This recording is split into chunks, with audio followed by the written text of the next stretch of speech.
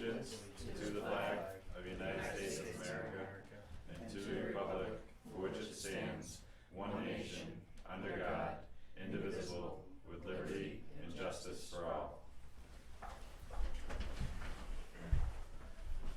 Good evening, everyone.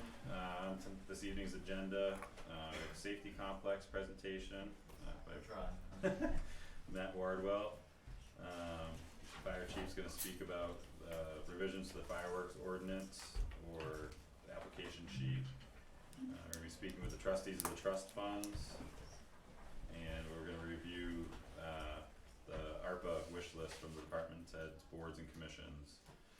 Get some old and new business to go over, and a couple of non-publics to round out the evening.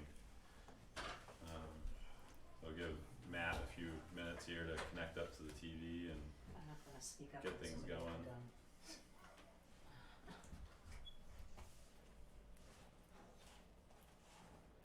Should he just use our laptop with the flash drive? Yeah, that's what I'm trying right now. Sorry. That is okay.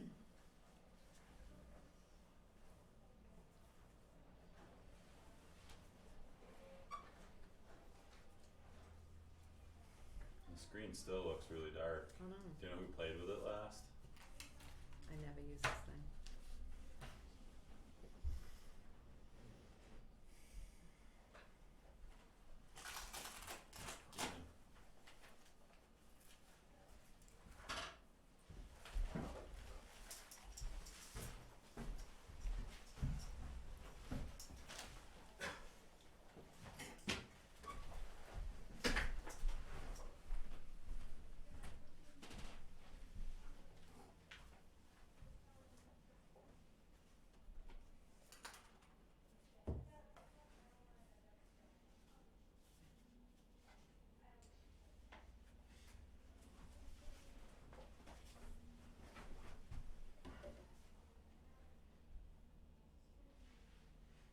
Is there a reason that you guys went away from the HDMI cable, or because that was working good for a while, right? Yeah, but this allows people in the audience to project, Oh, so. And because I've got a lot of complaints about people having to step over the wire.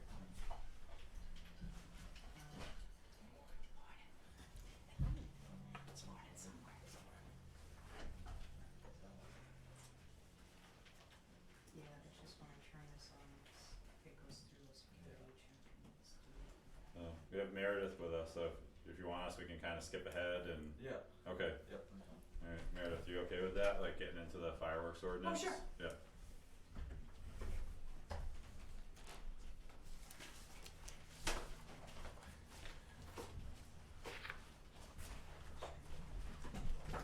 Oops, I'm not gonna be the one. Debbie gave us a few sheets. The one is the current fireworks ordinance, and then the application. Yep, So what did you want us to?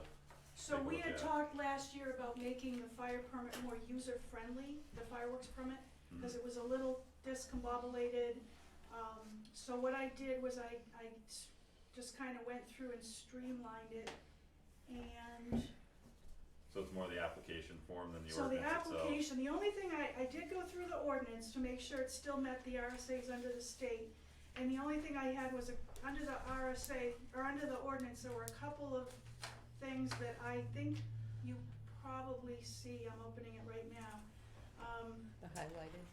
One of the things was the 7-day prior to the anticipated date of display, and I know that's kind of always been an issue with both us, the selectmen, and the consumer. Mhm. So I don't know if we can do it in 7 days with the new permitting process, but 14 days, it seemed like we were always, can you waive it? And we were waiving it for some people and not other people, and I don't like it when we're in that kind of situation. I'd rather have something that was user-friendly that we could follow. So if you look at the new permit, what I did was I made it, the first person they have to see is the fire chief, which is what the permit and the ordinance have always said. I would sign off on it, the fire chief or the police chief or his designee could sign off of it, and then the old permit used to have a requirement for all 3 selectmen to sign it. I'm not sure that there's a need for all 3 of you to sign it, if one of you or your designee, so you could designate Debbie to be that person so long as you got notification or whatever, that could cut down that 14 days. Yeah. If we wanted to go that way. I don't think we wanna be issuing today for tomorrow, but I think 7 days is more reasonable than 14. Okay. The only requirements I could find under the state were 15 days for fireworks displays, like where the fire chief, like take Hillfest that does a huge display at the end, they bring in the company that's professional that sets it all up, they have to give 15 days notice under the state RSAs. Okay. For us, under the local ordinance, if you guys are good with 7 days, I think 14 days is kind of tied our hands. But that would be, the ordinance changes would have to come from you, this was just my recommendation. Okay. And then the only other thing I changed under the ordinance was, if you look under enforcement, under number 5, it said any complaint received by the town of New Ipswich as a result of an issued permit shall be grounds for revocation. I just added the word, and it doesn't have to be warranted, but you know, anybody, and we all know that people complain about fireworks, they don't like the noise, they don't like it bothers their animals, whatever. I added the word warranted complaint. So if the police officer goes out, finds that they're too close to the line, they're lighting off illegal fireworks, then that would be something, grounds for us to follow up on. But the average, hey, this guy's lighting off fireworks and he has a permit, but I don't like it. Really, there's nothing, we have told him he could and he has a permit to do it. Okay. So that's the changes under the ordinance that I made, just minor. I did double check all the RSAs and made sure that they were all still valid, which they are. And this ordinance and this permit are only for consumer fireworks. So they're not for the big displays, those fall under state guidelines and state requirements. Okay. So then the permit, I just made it so that the fire chief is actually the first signature, since they're coming to the fire chief or his designee first. And I'm trying to figure out where I put it. Oh, here it is. And then I just kind of cleaned it up a little bit. I did add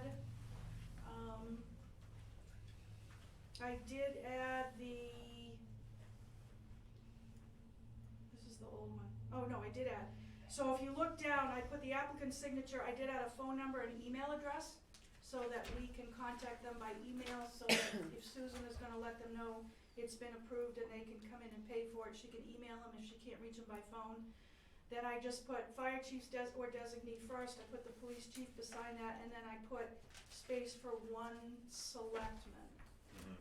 And then the only other thing I added was the 603 to the phone number in the applicant shall contact, because they're required to, under the ordinance, to contact the fire department to make sure that the burning conditions for that day are acceptable for permits. Question? Yep. Are you requiring all 3 signatures, or 2 out of 3, or 1 out of 1? I just went with 1, because I didn't know if Okay. the reason for you wanting, I don't know, One selectman. 1 selectman, so No, all I'm talking 3. about, but so you're asking that Yep. both of you sign it? Yep. Has to be. Because we're gonna be the enforcers on that permit. Mm-hmm. And then you guys, I think, maybe just wanted to be aware Yeah, of permit. Yeah, that would be or a the requirement. designate being. So I did add Right. in the, I'm sorry, I can go back, I did add in the ordinance that it would also be, must be signed by the fire chief, I think it says in the first paragraph. And then I added also must be signed by the police chief. Okay. And then Thank when they come to see me, I remind them of the laws, where they can buy their consumables, I give them safety pamphlets, and everything, and then I sign off on it, and then that's the chief's kind of a jumping off that knows that I have given the permission. Because even though the old form had a slot for all 3 selectmen signatures, only 1 was required anyways. But it never really specified that, so there were people that said, oh, you can't, there were times when I would come up here to get somebody signed off and there were some people that said, not unless all 3 people sign it, so I kinda cleaned it Yeah. up so it just had to be one, and it wouldn't have to be any specific one, just. Yep. Like I said, if you were comfortable with Debbie signing it, you could even have Debbie sign off on it, but Yeah, that no. would be your prerogative. Yeah, that's fine, and, kind of the stance that I took last year, the year before was that, if you were signing off on it and the police chief was signing off on it, why wouldn't we sign off on it? So that's kind of where that, I thought we had checked into the one signature, like one select board member, signature aspect, and it was just one. Yeah, So I'm fine with all of these, and the 7 days, same thing, like, we were running into that a lot, like that 14-day threshold, and there was really no reason for it. Right. And then you were signing off on it, and yeah, and it was Again, yeah. 14 days was unreasonable. yeah, And I understand it was because it used to go to me, then it would get put in his box, and then it would get put in your box, and you only met on Tuesdays. I think 14 days is unreasonable. Yeah, and the order also had the chief of police first, which really should be her, Yeah. which will eliminate, she's the one that tells them about the fire hazards and all the stuff that falls in line with the state law. mm, That way, if she gets it first, like she said, no, I know it's been through that check, and if it comes to me, it's Yeah. more or less I know what's going on, and I know there'll be fireworks displayed on this date and time. yeah, And But you she's tell just- them that their next step is to go to the PD, and then the PD tells them the next step is to bring well, it that's in here. the background. I They think don't do that's that. kind of in the background either. Sometimes I'll keep it and they'll sign off on it, and I'm coming up to a meeting or something. Okay, I'll give them the option usually that okay, says, hey, if you're coming to the town, if you wanna do it, or a lot of times we'll just do it internally, cause it's a little more user-friendly that way. right, But I think this will clean up a lot of the issues that we've had in the past with just confusion, and then what we'll do is we'll get the word out that we have a new permitting process, it's a lot easier, please see us, and I usually start posting the requirements and stuff when probably the beginning of May-ish or so, as we start to see people that wanna do Memorial Day, graduation, all those kind of things are usually when we start to see a lot of permits. Okay. And I also think we all need to be on the same page though, if it's outside the 7-day window or inside, that we shouldn't issue the permit. We need to all be on the same page with, if you don't get it in within 7 days. if they come in 4 days, Right, say, we're not- sorry, you can't yeah. do it. And Just- part of this 14-day thing, I think, was, and this was part of the confusion that happened in the past, was they would get me to sign it, they would bring it up here, or no, they would initiate it, this was some of the confusion, they would initiate it without me talking with them. Town office was closed on Friday, Saturday, Sunday, that automatically ate up 3 days, so they're trying to get that permit done. They'd leave it here, I would get it on a Monday, I would sign it because it was under the 14 days, but they had dropped it off on a Friday. I think this is gonna get rid of a lot of that. Cause they'll have Okay. to see me first, or my designee And at first. the end of the day, like where I went back to was, Meredith made that call, and if she felt good to sign it, like 3 days in, then, there's nothing, that I was gonna Yeah. do to like stop that, so that'll be on, your end, Yeah. just to make sure that 7 days sticks and, we adhere to it, Okay, alright? do you think 7 days is reasonable enough for, Yeah, I For the think it general is, and we're still public? gonna end up having the same types of scenarios happen, so I don't know if that 7 days starts, like when they come in for the application, cause sometimes they wouldn't get to us within, Yeah. 3 days before or 4 days before the fireworks were gonna, happen. Yeah, I think the bigger issue was the people were trying to submit the permit inside that window of the time they're gonna display it, Yeah. Right, right? So Yeah. it was on them to get it in a timely fashion, and they didn't. And then now it's, they're trying to see if they can push the permit through. Yeah. and then they come up on a Friday and the office isn't open, and Right, I so think a lot of it's Stick to it. education of getting the word out as well, that says this is your first stop, you need to, and that's getting it out on Facebook and having Ashley get it in the paper, that kind of stuff. So you would still use judgment, like if it came to you on a Friday, for that person, they did their due Due diligence, diligence. it's 8 days out, but the town office isn't gonna see it until One of the Monday, things and that I'm sorry, yeah, so that kind of judgment call there, it seems like the resident had done their due diligence. I think what happened when it fell under that 14 days, if I was gonna approve it, I always made a note at the bottom that said, this is under the time frame because, and I would make a little Right. note at the very bottom of the permit that said, submitted to town office, if Yeah, it's, I remember seeing those. there's a date signed on it. So there's a date, if we can make the 7 days maybe from the date the fire chief signs it.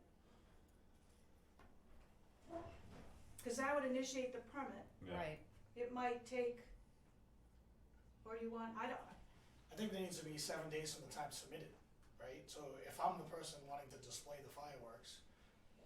there should be a date on here, a date submitted. Because they could have signed it 4 days earlier, but don't get down here for a week later, or Yeah. 4 days later and say, oh, I want my fireworks permit. And we don't know if they have the wrong date on there. Yeah. So I think if there's a date submitted, and it's outside of 7 days, then we're good, right? So if they're inside 7 days, we won't issue the permit because it's too close. Yeah. If it's outside of 7 days and they submitted it, and she doesn't see it for 2 days till after they submitted it, Mhm. as far as I'm concerned, they're in their window. They submitted it timely. Yeah. Yeah, Right. that's how I would. except that or it says. maybe we stamp it received, whoever gets it first, Is that right, gonna received, conflict whatever with- date.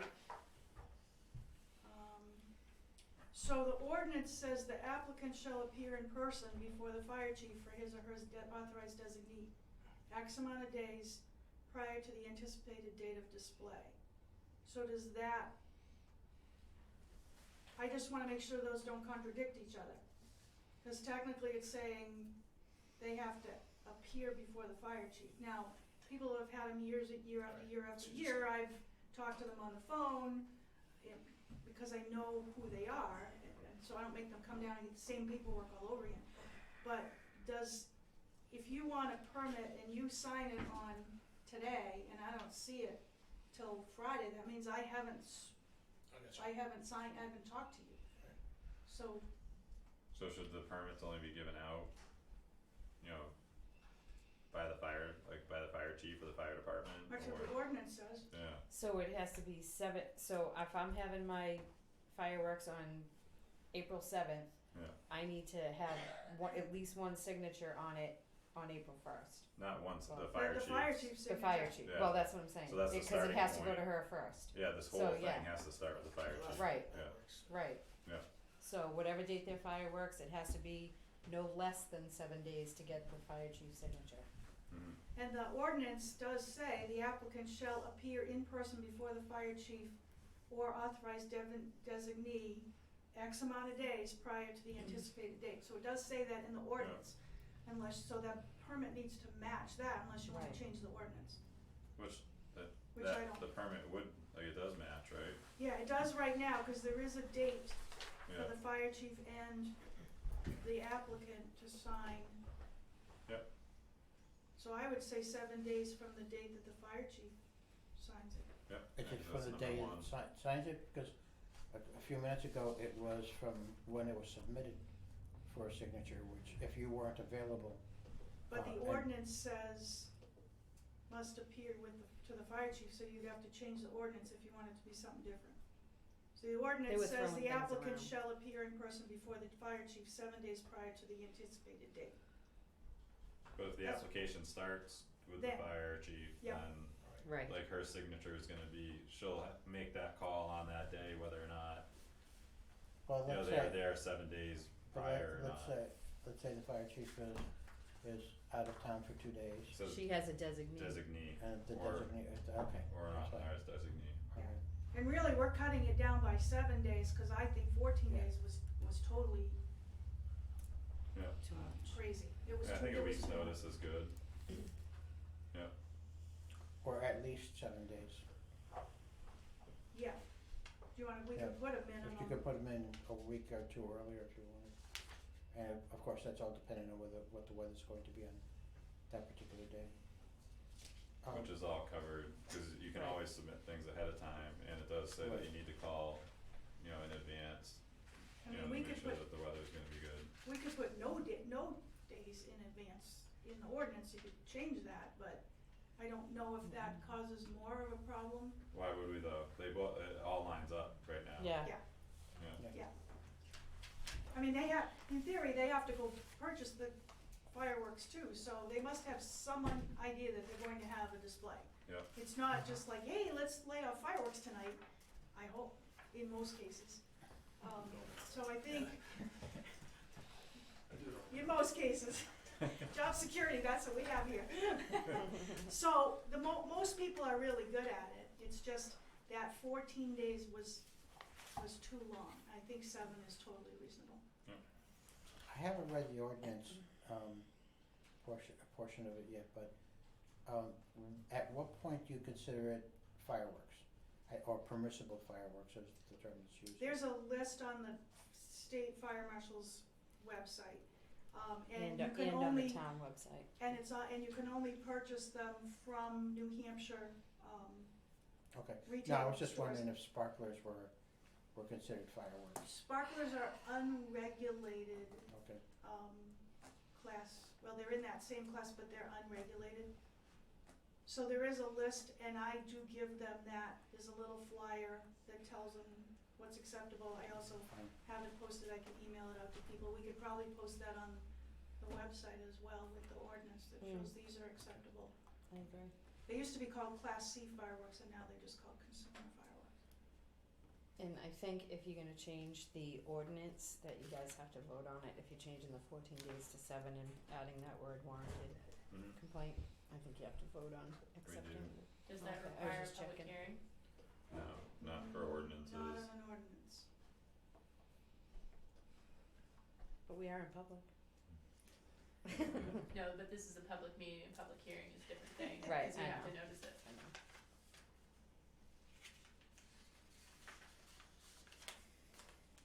Do you have any questions or concerns, Jason?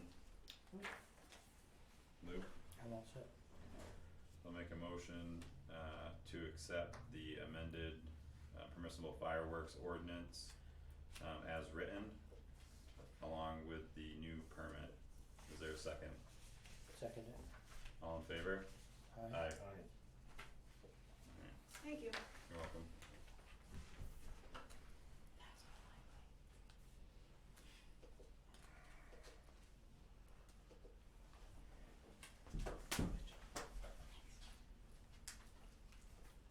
Alright, you ready to roll?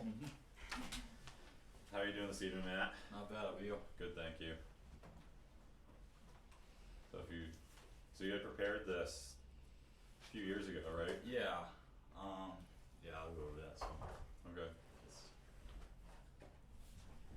Okay. It's alright if I stand here? Absolutely. Okay. So, my name's Matthew Wardwell, you might know my mother. But I've been a resident of New York my whole life, so 2 years ago, I was completing my associate's degree in architecture at NHTI in Concord. And part of the project, you can see on the title, it's a capstone project, so there's one big project that took the whole semester. And I decided it was something that you could choose, but it had to be somewhat realistic, like you had to go out and find a client per se. So I knew that beforehand, so I said I thought it'd be interesting to do something for the town, because at that time I knew we were looking for a new police station. So I figured, you know, with my professor's permission, to pursue a public safety complex, because that's something that you see nowadays. Our fire departments and police departments under one roof with emergency management services. So I did that, and you know, before we start, I'm not an architect. I'm not registered to practice in any states. I've done a couple projects on the side, but you know, this was just for my associates. I didn't pursue my bachelor's after. But and that said, this was just for a grade.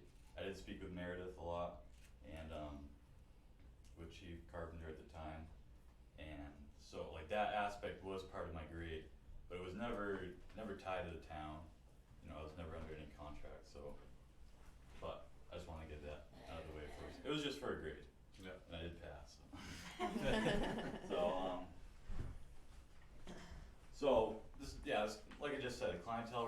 design. So at the time, the police department was kind of, you know, trying to get pushed through for new building because the lease was up in 2020, I believe.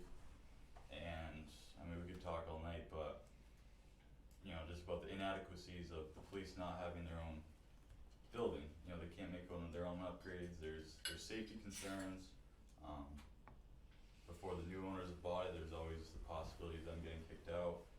So, you know, that's the reason we need a new police department. That was, you know, I had to put that in my presentation. And the fire department, you know, their offices are outside of the main building. And I went in, Meredith took me on a little tour at the time, and you know, just things are starting to get run down in that aspect. So yeah, I just had to put in there. This PowerPoint I didn't really touch since 2 years ago, so it's more geared towards my professor and his grading, not towards the town, but there are some things in here that I'll have to explain. So current buildings, you guys all seen these, drive by them every day.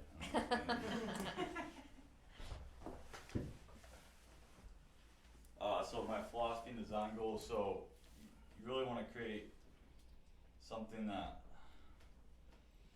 benefits the town, the town, you know, the people in the town, and you want to benefit the fire and the police department. You know, there's a lot of beneficiaries here and a lot of moving parts, so you need a design to make everyone happy. Some people might not be happy, but you know, you need design to keep everyone in mind. And of course you want to design within a reasonable budget. You know, this is a small town, so there is going to be a strict budget in place.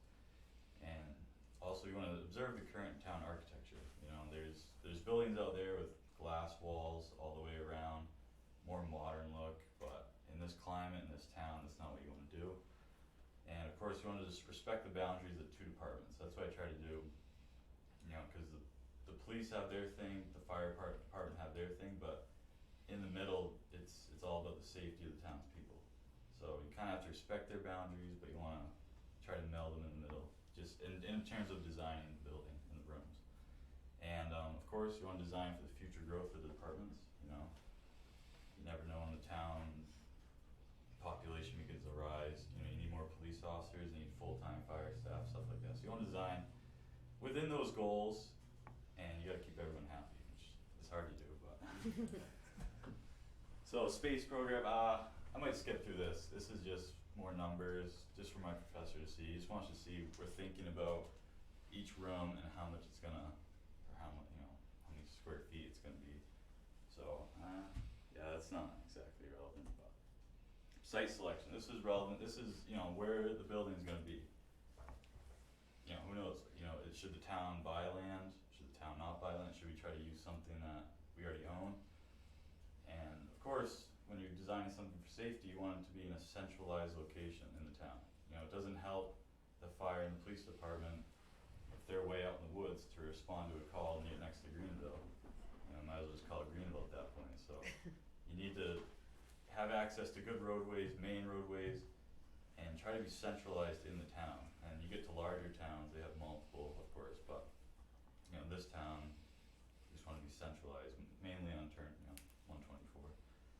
And, you know, you want it to be close to the town offices for communication aspect, if you ever need to go back and forth.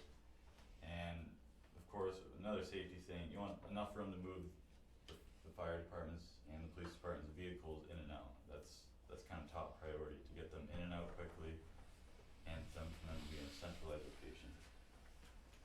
So, for the project, I decided to go with the building right behind us and demolish it, which I know is on, a couple of years ago that was the talks. And I kind of mulled about it, and I figured it's honestly not a bad idea. There's a downside to that, you do have to demolish the old building. There's a lot of price tags involved in that, but you know, it checked the boxes. It's close to the town offices right here. It's central in the town. It's on a major roadway, and like I said, there's a considerable amount of work to demolish the current building right behind us, but it checked off all my boxes, so I was like, okay, I'm gonna put my building here. And that's kind of what it looks like in terms of site-wise, but So I actually had the old town plan, I had to contact the surveyors, which I forget the company name, but they actually gave me the survey plot. I plugged it in my computer, so that's pretty, in terms of my building, that's pretty relatively close to scale in terms of this building, the highway department, and where my building I was designing located. But that's just for my professor's bird's eye view, I guess. But it is something as a designer, as an architect, you have to think about. You know, where is it going to be? How are you going to get it in and out? You know, if you notice, I drew this imaginary roadway as just a secondary exit, because really you have this one right here only. So you need something in case that's blocked for whatever reason. You need to get other vehicles in and out. That's my site alignment. First floor plan. It's kind of hard to see, but like I said, I try to split them up. So from the floor in the lobby to the left is the police, and from the middle to the right is the fire department.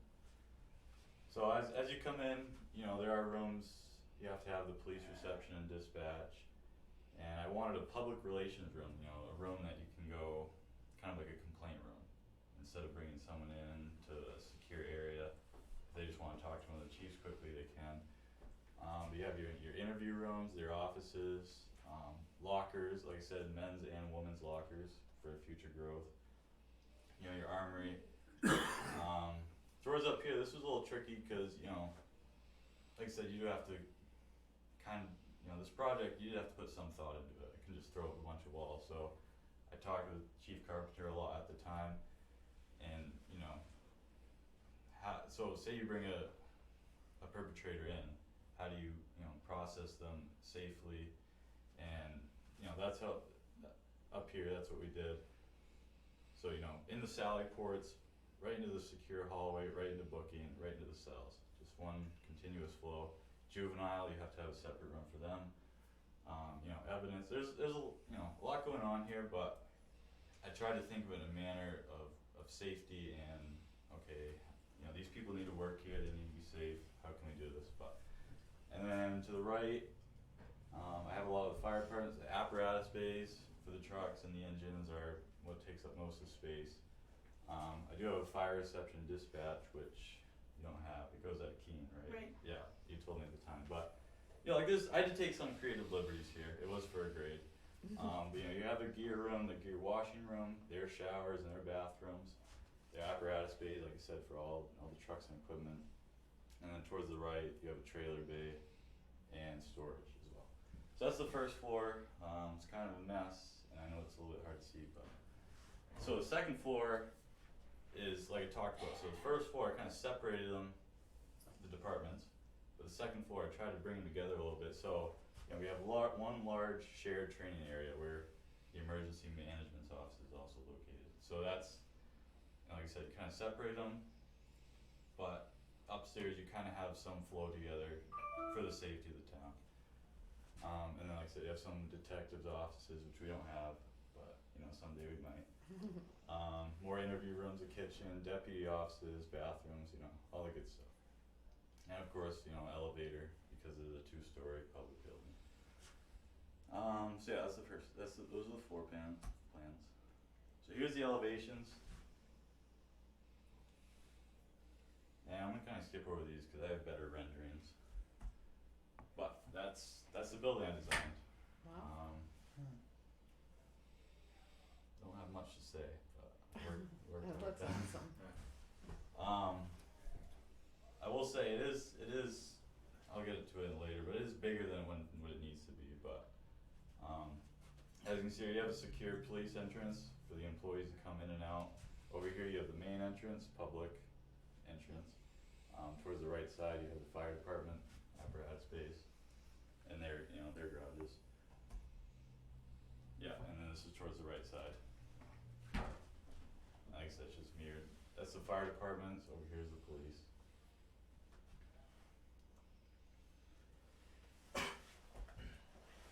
And this is towards the back. A little bit of a mess with the roofs and whatnot and the windows, but you know, no one sees it as much as the front, so you can kind of have some play there. But you can have the sally ports for the police here. I threw out a concrete walkway most of the way around the building with some picnic tables and entrances for the fire department in the back for their garage doors or for their apparatus bays. So here's kind of a bird's eye view, just looking down on it. And the front is just a close-up of the front entrance.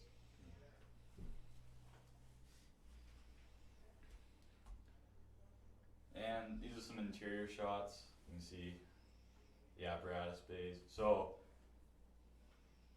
there's a technical term for it. It's kind of a mezzanine, but it's kind of not. But I kind of left this open, the second floor for the fire department. I thought it just looked appealing. Meredith liked it because they can tie off for training, correct? Yeah. So I kind of left them with that railing.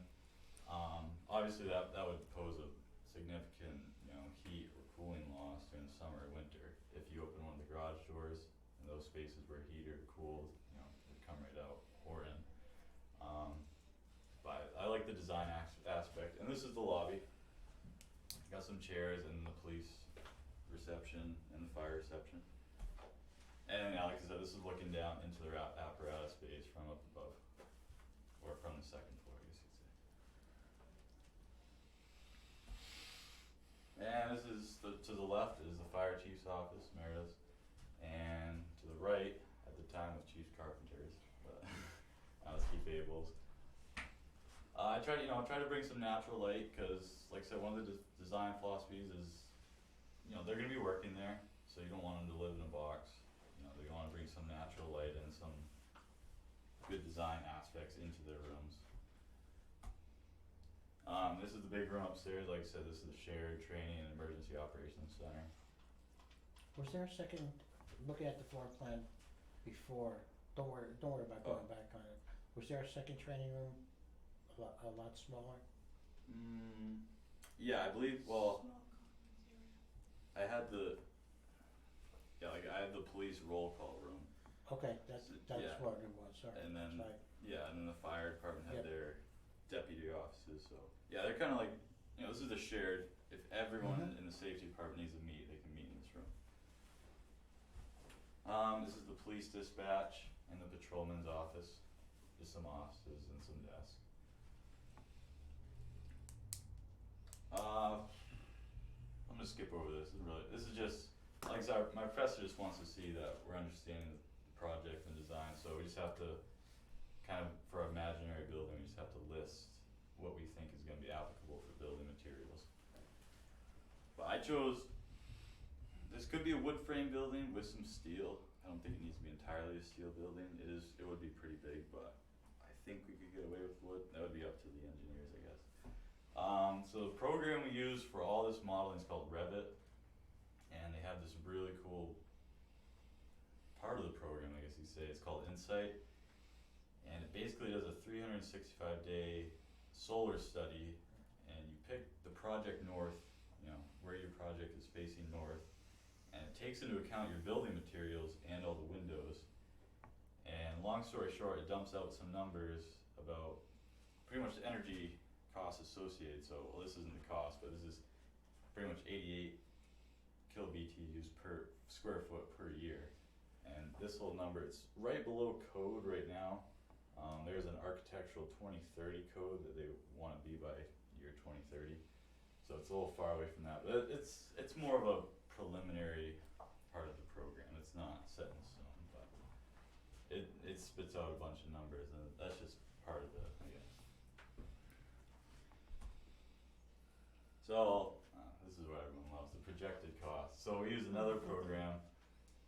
It's called RS Means Data, which is actually a professional program that people will use in the real world, and it's not like the Insight. It's not set in stone, but it does give you a good concept of what it'd be. So you plug in where the building is. So I had to pick Nashua, New Hampshire. Building type, police station with face brick and concrete block bearing walls, which isn't totally true, but and and you give the square footage and you give all these different things, and it spits out 3.3 million for the whole building, and that's at 14,800 square foot, I believe. But that's, I think when we draw back into reality, I think that's kind of where we're looking. I think it's more, cause that doesn't include site work, I think I have it right here, yeah. Doesn't include site work, or if we did do that building, it doesn't include the demolition of that building, but I mean, 4 million for something like that, that's not within, you know, it's not terrible, but it's within reason, I guess you could say. But it is pretty accurate, as one of my professors said, you know, the use in the real world. So for any questions, I just have a speech, I guess.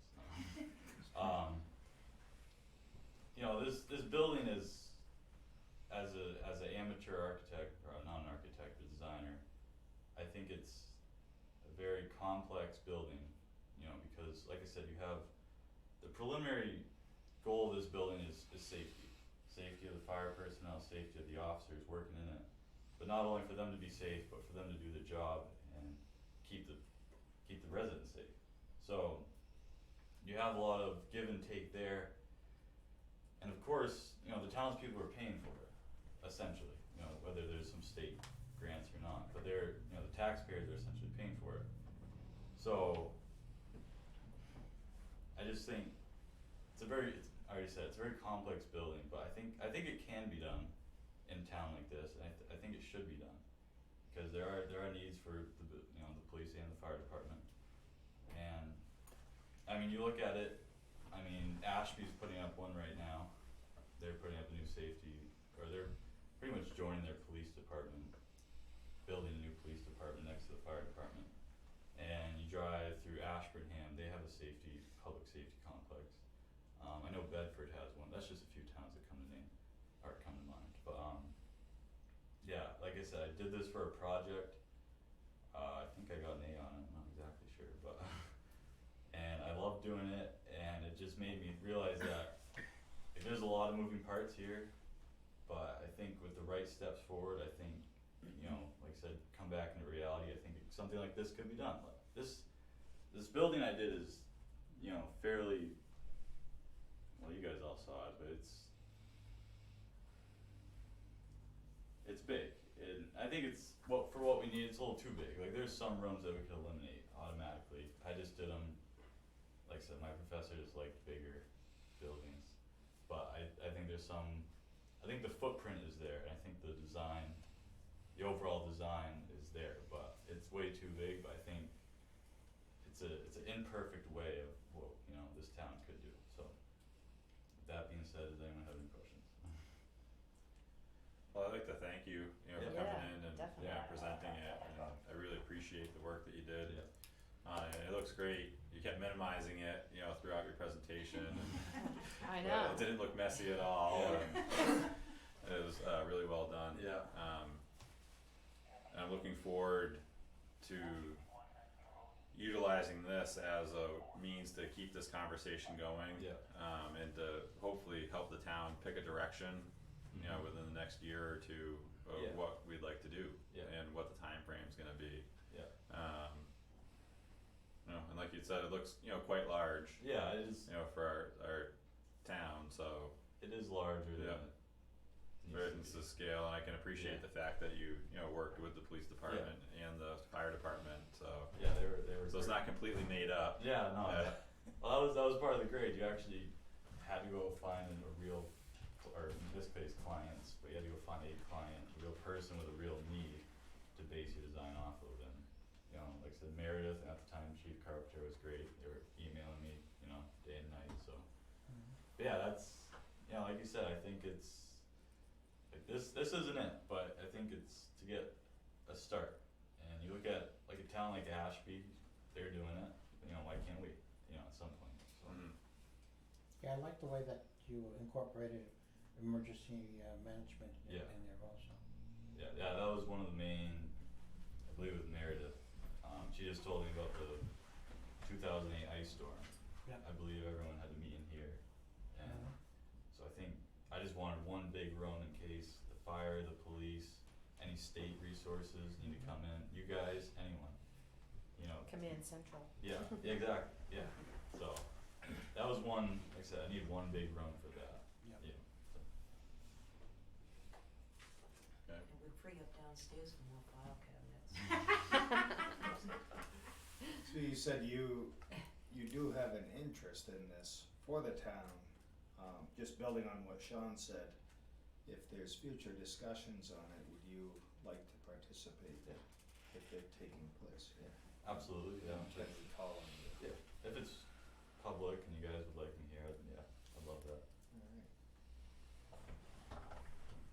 Yeah, thank you. Good Yep. luck. Very good luck. That it? Alright, thank you. Thanks, Thank Matt. you. Yay, thanks Matt. Just unplug Just it. pull it out, yeah.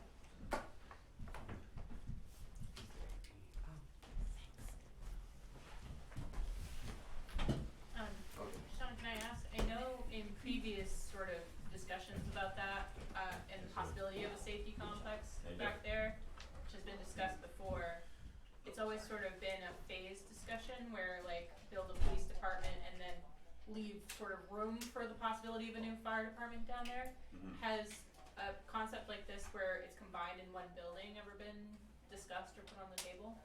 Yes. Okay, yeah, I know that it's been discussed before, but I don't know if it's been, brought to concept, No, you know. it wasn't. Yeah, yeah. So, yeah, there's a lot of things have been discussed, but, yeah. So, when I Yeah. was informed of this presentation being available, sounded like a good opportunity to get that, like, the discussion going again. And I'm sure that there's ways that we could even phase that, like a building like that, like a, combined building. And it's really just gonna be up to the townspeople, what direction we end up taking and where they wanna go. So over the next, months and year, looking to get more input from the townspeople and without putting it on a warrant. So the next proposed project's going to be one that has been put forth before the townspeople ahead of any warrant article writing and a big if. Cause if they say no and we just hear that they're not ready for it, then they're not ready for it yet. But just try to keep that conversation going, cause I know that our departments need newer facilities or upgrades to their current facilities, so just have to look at how far into the future we wanna plan for, essentially. Is there still like a safety complex committee still active? No. But hoping that this will be the jump off point to get that going again.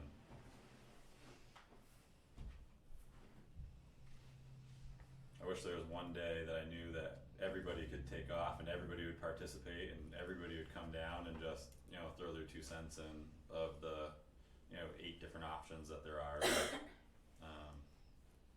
hopefully we're probably gonna be breaking it up over a series of days and, invite people in, and who knows if the master plan, I know the planning board's talking about, revamping the master plan to some degree, utilizing some of that process maybe, cause they're gonna be touching a good percentage of the residents just with that.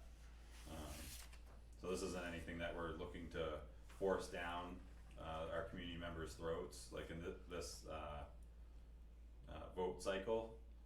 It could be a year, 2 years, 3 years, wherever the process takes us, but we're gonna, take it slow, pragmatic, and come up with a good solid plan that I'm hoping that, for myself, I'd like to have 70 to 80% of the community in favor of, at least at a minimum. So it's not, like something that's highly contested, for years and years and years. Have you considered doing tours again? I know Chief Carpenter had opened up at one time. I didn't realize how bad the police station was until I took the tour. Same. Mm-hmm. Have you thought about doing tours again of our existing fire and police facilities for the residents to tour those facilities to see what they're like? Mike, do you have any thoughts on that? Yeah, I think it's something we can accommodate, and I think it's a good idea. Probably something, maybe we can do a tour in the summertime and then maybe something coming up in the fall. Okay. Okay. or sooner if necessary. Can work on that timeline a little bit with the board, see what might be appropriate. Okay. And that may even be good with the fire department as well. Yeah, I think it'd be great. Yeah. If you're gonna try to generate interest in the Yeah. community, then you need to show the community what you're fighting. Right. And what you're going up against, that's all I'm saying. Yeah, 'cause all they see is the outside, so. Yeah, Yeah, we had people come in, that we gave tours to, the last time that people walked in, they're like, I'm 100% against a new police facility.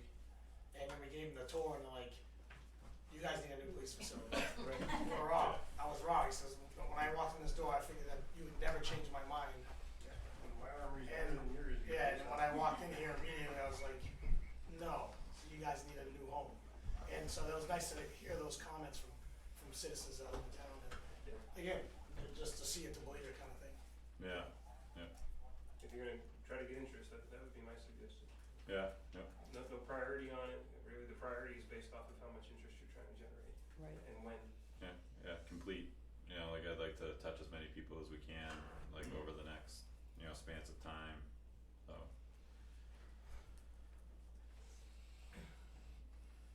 Any other questions or comments?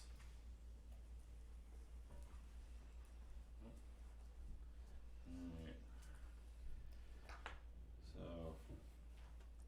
guess we're slightly ahead of schedule, and there's no trustees in yet. Are they still coming in? As far as I haven't heard otherwise. Okay. Oh, door just opened.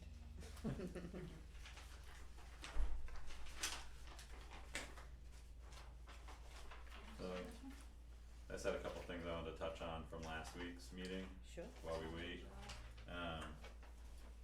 Were you able to speak with Peter about the landscaping cost versus budgeted? Yes, he said that was because everything basically has gone up, not just gasoline, the products, the repairs on any of, their equipment that they use to do around here, like basically everything has gone up. Okay. So he said that's why, and it was not accounted for. It was not added to the budget, cause obviously nobody knew about it, Okay. but he did say it was a direct cost increase because of all of the current situation, the current climate. Okay. So does he have an idea of how that can be? Not yet, Okay. we're working on that.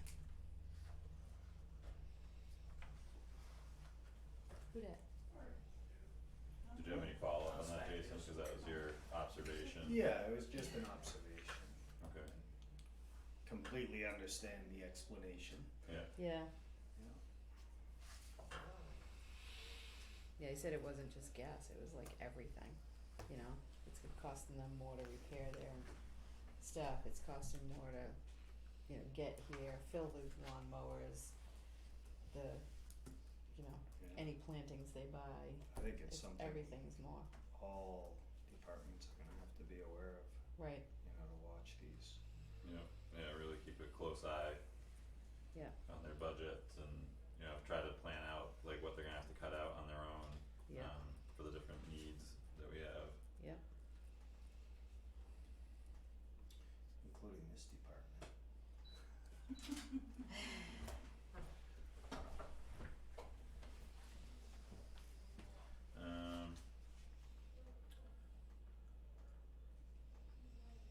Did you have any news on the rain catcher compost bin pre-sale?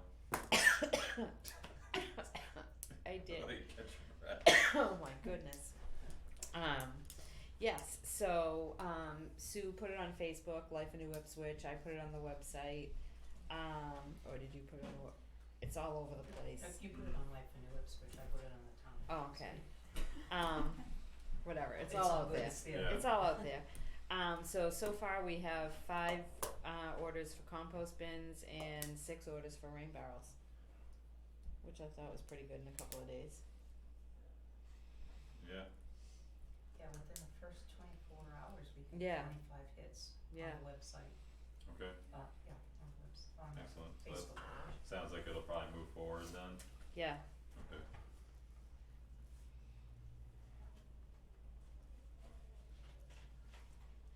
And was that with Lou's order No. Not quite. Then also something that you and I had spoken about, after our meeting last week, was the landfill bond payment. And how the warrant article money actually has to go back into the general fund and cannot be expended to pay off the bond early. Mhm. Correct. Yep. Did you wanna Sure. expand hang on that? Let me just write that down. So according to the DRA, you cannot, because had they worded the warrant article differently, if it had said instead of going into the general fund, it could have said like expend it to pay for, to pay off the remaining payments, then we could have done it, used it that way.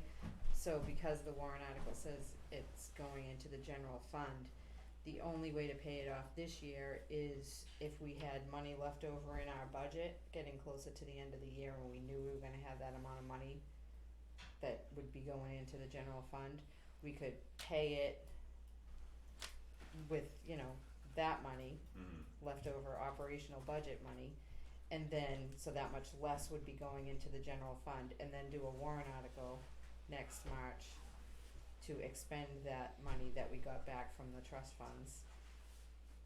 So it would kinda be a wash, Or we but it could would give be in it two. back. Right, No, we can't, no. no, yeah, like as far as, Next year. yeah, next year. Give what back? Like if we had extra, like additional money, cause what we're looking to do with our additional money, like from our budget cycles. Yeah, Is to return the change to the taxpayers. right, right. So that we could, instead it kind of be like offsetting the two Right. things. Like Right. where that $90,000 would actually go back to the taxpayers, if that's what, to offset the tax rate. Right, to bring down the tax That rate. would be one method. Another one Yeah. would be to use it next year to pay Right. off early and But then save you can't- 1 year's interest. But then, but you can't use the money in the same year that the warrant article was passed, so you'd have to wait till 2024, which negates the whole point of paying it off early. The warrant article passed this year. To So put it looking in at the general funds- fund. Right, so them funds would be available next year? No, The 'cause whole it's in 90,000. general fund, you can't just spend general fund unless it's to just offset the tax rate, or if there's an emergency and you have to get special permission. So, you'd have to do a warrant article in 23 to use that money that we received in 22 from the trust funds, and then you couldn't use it till 24. Without a warrant article, what happens with the money then? It just goes into the general fund, cause that's how the warrant article was written. And that'll be. So next year, that money will go into the general fund. So if we wanted to, we could budget an early payoff in the landfill then, is that right? Kinda, yeah, And then you wouldn't have an extra year. yeah, cause the budget's already done for this year, so you can't change that. We're getting the money this year.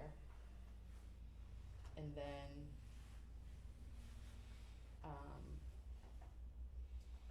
yeah, you could put it in the budget Yeah. to pay it off, Mhm. yeah. Good evening, Mr. Coffee. Hello, Mr. Coffee, Welcome back. Good to see you. Familiar with what you're discussing, yes, because I wrote the warrant article, okay? I mean, at your request, but Yeah. just a thought, don't make this too complicated. The money goes back into the general fund, and that's what the article says, so that's where it goes, right, okay? You can't spend money on something you haven't appropriated, that's pretty simple. The simplest thing you can do with this thing is throw it in the pot. I don't wanna get into undesignated fund balance, we'll be here all evening, okay? And some other Not towns gonna do are it to cutting you. each other over it, okay? But what I would suggest is, the easiest thing to do is, it becomes part of your fund balance when you set your tax rate. Mhm. And if we're talking about not hoarding money, okay? And giving back to the taxpayer when we set tax rates, that's probably the simplest thing to do. Mhm. Or in next year's warrant, you have an article that makes 2 years worth of payments. Yeah, Right. And you don't have to take it from anywhere else, because you don't have to say it has to come from this. Because when you set the tax rate, this can come over and help it, and you have control of that. yeah, So I would keep it as simple as possible. alright, that's what we'll have to do. My choice would be is to use it to offset taxes, and if it's practical, and it makes sense, you know, double up the payment and get rid of a year's worth of interest, which I don't think is that much money, is it? It's like $3,800, I think. How much? 3,800. We It's better, a lot if it ends up in your wallet or mine out of the blue, but it's the greater scheme of things. Yeah. yeah, every 1,000 helps, right? I didn't come to, Right. but I know. Okay. No, yeah, thank you for weighing in, and we will look to keep it simple and, you know, it's an easy number that we can, start with Right. for the tax rate offsetting. Woo-hoo. One solid number. Nice round number. Yeah. So then we can just, we'll, lead right into what you guys would like to discuss this evening. 'Cause you guys are next on the agenda, the trustees of the trust fund. Sit over here, I can see better. This is our chairman here, Benty. Hi, Benty. He's our financial advisor, Okay. okay, and mathematician. Good evening, Benty. Good evening. Jim, at our last trustees meeting, Jim brought up a point, namely we had a couple of requests for Stearns Burton money, and they seemed like reasonable requests. Then Jim said the Stearns Burton committee is down to one person, they don't have a quorum to even send us a recommendation. So, the one remaining member is Kitty Wade. So the question is, what do we do? There are a couple of solutions. I don't exactly know which way the trustees are leaning. I think we're a little, very mildly ambivalent, but not very ambivalent. One solution. Never does. One solution is the obvious one, namely, if you have 2 vacancies on the Stearns Burton committee, you find 2 people to fill the slots. Mhm. But there's another idea here that as time passes, and I mean a lot of time, like a century or a century and a half, things that once made sense may no longer make sense. And I'll give you an example. The RSA that established the trustees of the trust funds, or authorized the creation of a trustees of the trust fund, was passed in 1915, which was over a century ago. But some of our trust funds were created before that.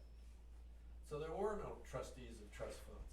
So when people left money to the town and they wanted to make sure the money was properly handled, they would say in the letter, describing their bequest or their donation, I want a committee created to oversee this money, to invest it and create reports and so on and so forth. So in Isaac Spalding's will, for instance, which he wrote in 1872, he goes on and on about that. He was supposedly the richest man in New Hampshire at the time, so you have to assume he was fairly bright too. But anyway, he said you have to create a committee. Now, the solution to that was, I forgot how many boards ago, 2 or 3 boards ago, this board of selectmen said, well, we'll create a committee. We'll let the trustees of the trust funds be the committee. His will says that at town meeting, the voters will pick the Spalding committee members, and failing that, it's up to the selectmen to appoint the members. So the town meeting didn't do it, so the board at the time said, we'll appoint the trustees of the trust fund to be the Spalding committee. So I assume we're the Spalding committee until you change your mind. Now, I just use that as an example because we're not talking about the Spalding committee tonight, we're talking about Stearns Burton. how can Stearns Burton approve distribution requests when they don't have a quorum? So, as I said, there are two solutions.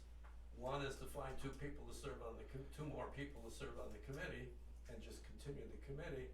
The other is to say, well, we don't really need committees anymore because the trustees of the trust fund can be the committee, starting in 1915. But, some things don't change for a while, like a century or two. Yeah. So, I don't know, do you have something to Yeah, add to that? maybe just add a thought to it is that we have an obligation for all these funds, and the money's released, that it goes for the purpose it's intended for. We have that responsibility and we take it seriously. So it seems to me that Betty was talking about something that's going on right now. It's got to do with a genealogy thing that the Historical Society was involved in, but the library had something else that they wanted approved. They fit the definitions of lectures. And lectures is kind of subjective, so it fits that. But we can't get a recommendation from a committee that doesn't exist. Mm-hmm. So Today it's a two-step process. First it Yeah. goes to Stearns Burton, they pass it to us. We have kind of a veto power. We have a two-part check. Does the person who's making the request or the committee, do they have authority to make that request? And is the money being used for the purpose for which the trust was created? So we do that Okay. twofold check. But as for, if you have 10 requests for money and, you're trying to decide whether you want to talk about genealogy or geology or, the history of America, right now the committee, the Stearns Burton committee, sifts through the requests and ranks them and, would send them to us. Yeah. And there's been some requests that have come through to the trustees that you guys have questioned in the past, right? To not quite fit. We've Yeah. denied, and we're gonna send you it in writing, we've denied Two of them. two of them. Yeah. A fishing derby is not a lecture. Mm-hmm. And then the band for the Memorial Day parade. They're not bad things, they just don't fit the Yeah. purpose of the The fishing derby's great, we're not sure it's a lecture. Yeah. Yeah.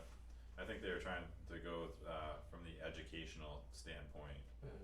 Because I remember when I was approached about that, how the Stearns Burton had an interest in funding the fish. You don't say no, right?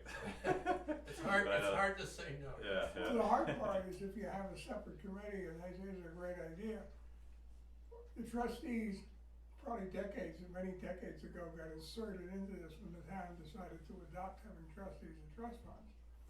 So we come along and we're another thumbs up or thumbs down, Mm-hmm. and by the time it gets to us, the fish have been fried, Yeah.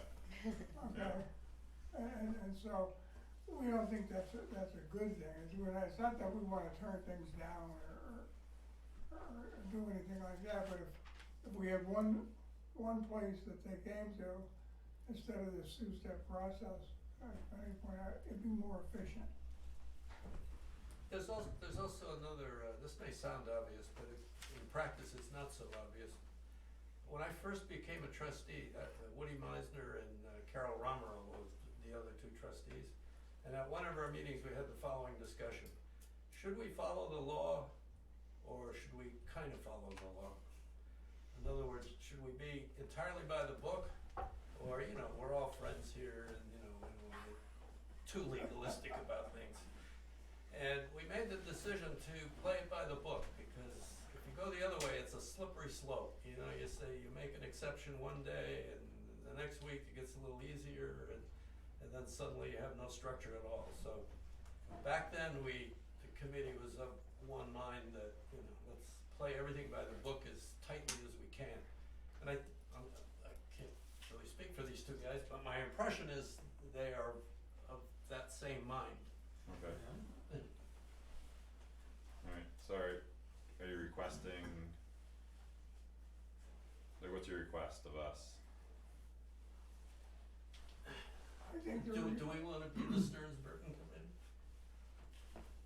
given the fact we have trustees and trust funds, that the trustees and trust funds would serve as the Stearns Burton Committee. Okay, boom, that's it, they get elected by the people. And when they talked about selecting a committee at town meeting, that was we all go in the auditorium, we all sit down, and we start nominating people and everything else. It was much different than it is today. It was not an SPP. There's kind of, just to pick up on the point I went through, there's kind of a fine legal point here too. When the town accepted the money, either from Spalding or, I think Stearns was before 1915, they required a committee. So the money came with strings attached, there must be a committee. So we can't, one way to, you could say the easiest way to solve this is just get rid of the committee. But we can't do that without violating the terms of the donation. So if we designate somebody as the committee, then we have a committee. Now it could be find 2 new members for the committee or make the trustees the committee. So would it be, like trustees / Stearns Burton Committee? Kinda? No, I think it would just be in the minutes that assuming the selectmen Yeah. went this way, the selectmen voted to make the to give the trustees of the trust fund, to make the Stearns Burton Committee the trustees of the trust fund, to designate the trustees of the trust fund the Stearns Burton Committee. Okay. Designates the And word what I was happens to groping Kitty? for. What? What happens to Kitty? Would she join you guys? The term might be up. I don't know. But the Has she Spal- been, the has thing to anybody look at is reached the out to her? Spalding Fund, we are the Spalding Fund Committee, Okay. okay? So however we did that, we should be consistent. Yeah. And the Spalding Fund is money for education, Okay. so, and we have delivered that to the school this year. Okay. Goes directly to the SAU, and then it goes through a complicated formula to make sure that only the taxpayers of the West Which benefit, but Alright. Dee, did you have a comment? I think you had a question first, didn't you? If anybody talked to Kitty? yeah, that was my question. We The have not spoken to her. One I get the impression she wouldn't be heartbroken if we, but I've never asked her that question, would you be heartbroken if it? Mm-hmm. So, the reason I wanted to hear the answer to that was if she wasn't heartbroken and we knew that, then that would be, I think it'd be a different thing if she said, oh, I've tried for years to do this. The other option we have is just don't have any lectureships this year. And if people miss it, then they're gonna find trustees, and a year from now, we say, hey, it's been idle for over a year, and then you make this move. If you make this move now, you could make a motion to be the committee for this year, with the understanding if it doesn't rejuvenate by next year, that you'll do it permanently. I'm leery to say without more information that you would just do this without further input from the one person who's still around. Mm-hmm. I suppose the other option would just be to have the trustees of the trust fund volunteer to be appointed to the Stearns Burton Committee For a year. for a year, and then That's what I was thinking, like, that way they have input at the front line. And I don't know if that legally works out, but it does, it works out legally, there's no conflict. Sorry. Yep. Alright. You wouldn't even have to pick 2 people out of the 3, you could just say, we're all eligible, but at any one time, any one vote, assuming Kitty's voting, only 2 of us get to vote. Mm-hmm. But it does seem, if there is no interest from current Stearns Burton committee members, then it seems to make sense to transfer that. And that way there, it doesn't have to come up again. I'd be willing to talk to Kitty as a Perfect. That's open here. liaison, and her being the last member, I can report back to the Yeah, board. we're not looking for a decision tonight, we're just bringing up, Yeah. we're bringing up Yeah. a problem, and we wanna discuss solutions. Okay. Roger has 2 checks on his desk already, filled in and signed, but I told them not to send them out because Stearns Burton didn't have a quorum.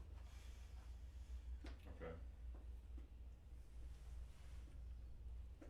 Yeah, so Yeah, we'll and have that for a priority for next week. Just to make one hopefully final obvious point, this is not in perpetuity, you can fire us too.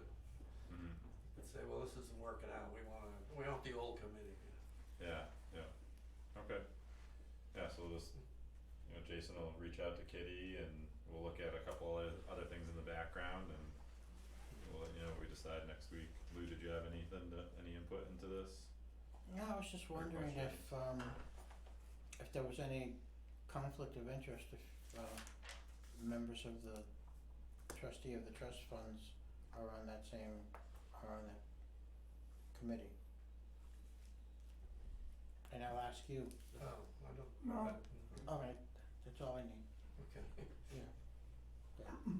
I don't know enough about the Stearns committee to know, to be able to make a decision on that. Alright. So is that, taking that into advisement and Okay. we'll let you guys know. Okay, thank you. Could I ask you Yes, one sir. question before I go on here? I don't need Absolutely. an answer tonight, Alright, but over the years, people have come down here, many prominent citizens from the Westwood, you live on Wilson Hill Road, which is a dirt road, it's a through road, it's a school bus route, and looking to get it paved. And we keep hearing in the past, we'll look at it next year, okay? yeah, Well, we asked last year, and so I spoke to my neighbor, and I told him that I would bring this up tonight again. okay, All the residents on the road are willing to cooperate. You have one big tree to take down, which is growing halfway out in the right of way, in travel lane, okay? yeah, But other than that, it's got a good base, and you're not there grading it much too often. okay. So you wanna add that to our, road committee It could be discussion? on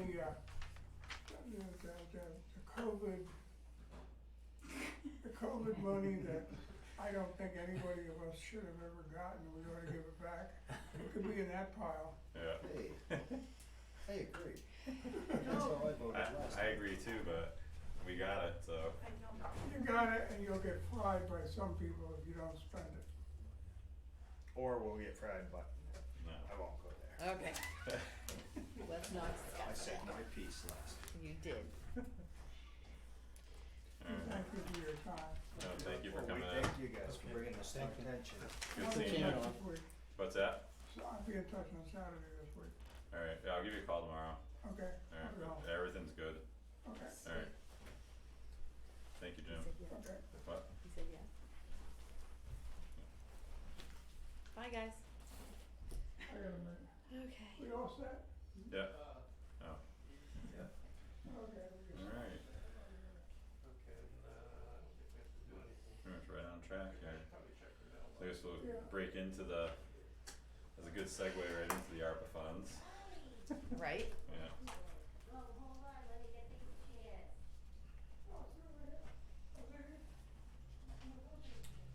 Thank you for taking the time and putting it into a spreadsheet, all the requests from the departments. No problem. Kind of the goal tonight is to go through all the requests and of the departments that are here, like have them speak on the requests. Should I make copies of Sure. the spreadsheet? Yep. You guys want copies? I will. Do you have both pages, Debbie? Huh? It looks like one. You have 2 pages that you had handed out. Yes, I did. Apparently I only made myself one.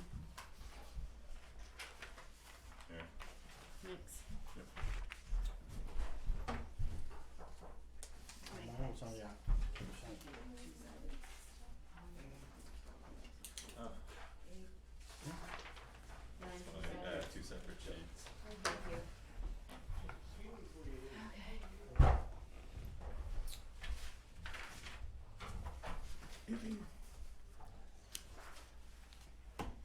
So let's pause a minute for that, but Okay. so I'd like to go through all the requests, like I had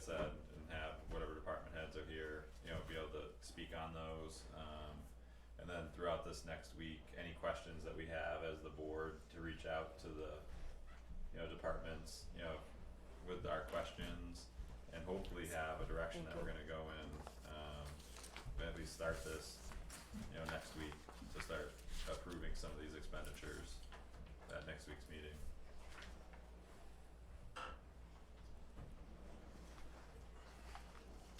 So, Oh. Chief Lund? Yes, sir. Approximately how much, I think are all your vehicles, diesel powered, or do you have some gas ones also? Everything is diesel.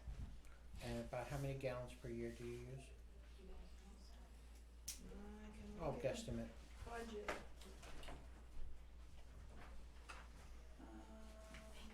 I gotta look from my budget and pull it up, cause off the top of my head I can't. You caught me off guard. And Chief Abel, you had said at one point there was about 3,000 gallons? I don't remember off the top of my head. Okay. Thank you. Sure. Thank you. Gotta find my 2021. Or was it 2,000? 2020. It's gotta be more than 2,000. 2,000. It's gotta be more than that. then Sue, Or it's gotta be more than two? can I grab the second page? Oh, Oh, yeah, sorry. Was there an extra one that you made? is yours double-sided, Debbie? No. 'Cause Lou's was. I know. I didn't. I think Alright. you What guys, made them double-sided, yeah. yeah, Yeah, I did. do you want the double-sided one? I just didn't have the second page on my own Yeah. for myself. So Meredith, did you wanna bring us through your request? It's about 3,000, Lou, Okay. estimated. We'll have Thank to you. look in a minute. See, I went all in alphabetical order. Go ahead if you wanna go with Chief Abel first, cause I'm looking at mine. Are you ready, Mike? Do you wanna speak on yours, or, Anything specific? we'll just start with your top? Yeah, so I did His is prioritize like to 20 some pages. degree. So a slide over here if that's okay. And I'm assuming, so item number one would be number one for your priority, correct, okay. Yeah, I confirmed that with all departments before I Okay. put them on the list. Alright, Just making sure.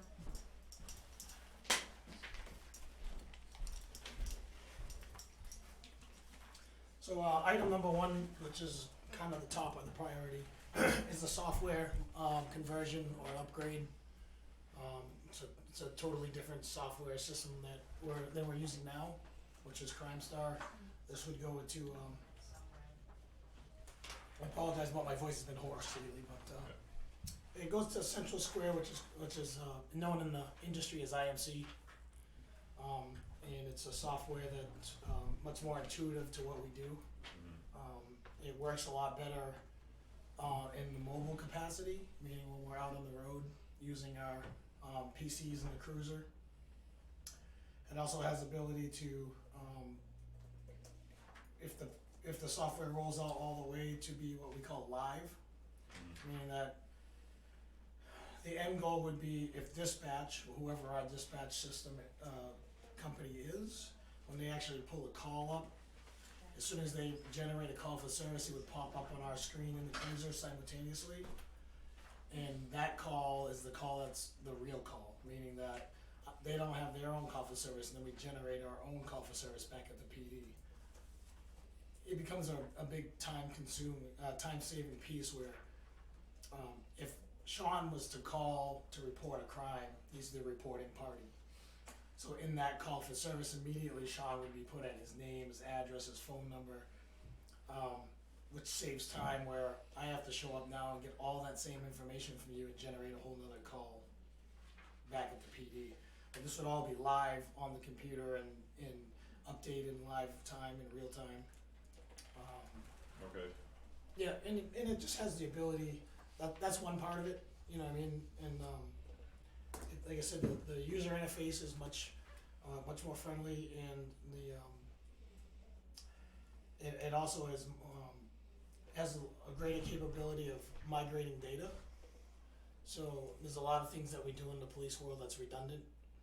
And when you move from one module to another module in the software, you know, I'll have to migrate the same data manually 3 times, where IMC is more intuitive, where it will say, hey, are you still talking about Sean? Yes, and then it'll migrate that data over for you. Your name, your date of birth, social security number, whatever that information is. Yeah. That's just some pieces of it. And it also allows what they call, if activated, cross-agency checks for other agencies that run the similar mobile data. So, for instance, if Hollis PD was connected, or Peterborough PD was connected to IMC, and they had contact with an individual, and I ran that name through a master name query, it would tell me that Peterborough had contact with this person, and it could say like they arrested him for drugs, or they arrested him for this, or that person might have just been a reporting party to another crime. But it gives us that link, and it also gives us the ability eventually to, when I run roadside queries, warrant checks, license checks, vehicle checks, part of it would be imagery, so you would get an image of a driver. Okay. So if I stopped Susan, I ran Susan through my mobile terminal, a picture of her would come up if I requested it, because sometimes people aren't telling us who they are, or they give us aliases, and we solve a lot of issues that way.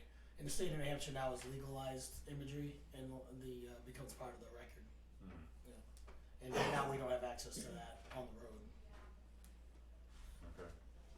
So you could pull me over and I had Susan's license and you wouldn't know. Type of Yeah, thing. if your demographics or your physical description was pretty close, we might not know. Right. Yeah, and it happens, and I'm sure it's Yeah. happened to us. Oh And we certainly can't, I've discovered that during car stops or other contact. And it's the same thing if you have cross-agency checks. If Peterborough had booking photos of a certain person, and we might be able to get access to their booking photos to confirm an identity. And it doesn't always have to be for an arrest. It could be a fatal. It could be a death. It could be a suspicious death. It could be an untimely death. So there's a lot of benefits to it. Okay. Our software we're running now is pretty outdated, and it's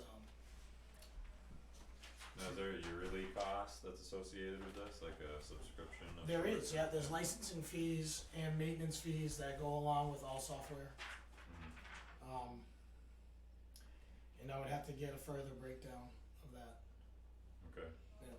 Yeah, so do we pay, similar fees to the current system that we have? Yeah, it will be more. Yeah. Yeah, I know it won't be less. Yeah. You get what you pay for kind of thing, but IMC is certainly gonna be more expensive. And this reflects 1 year's, Correct. this 42,023. Is there any setup fees or? That's to get the whole thing implemented.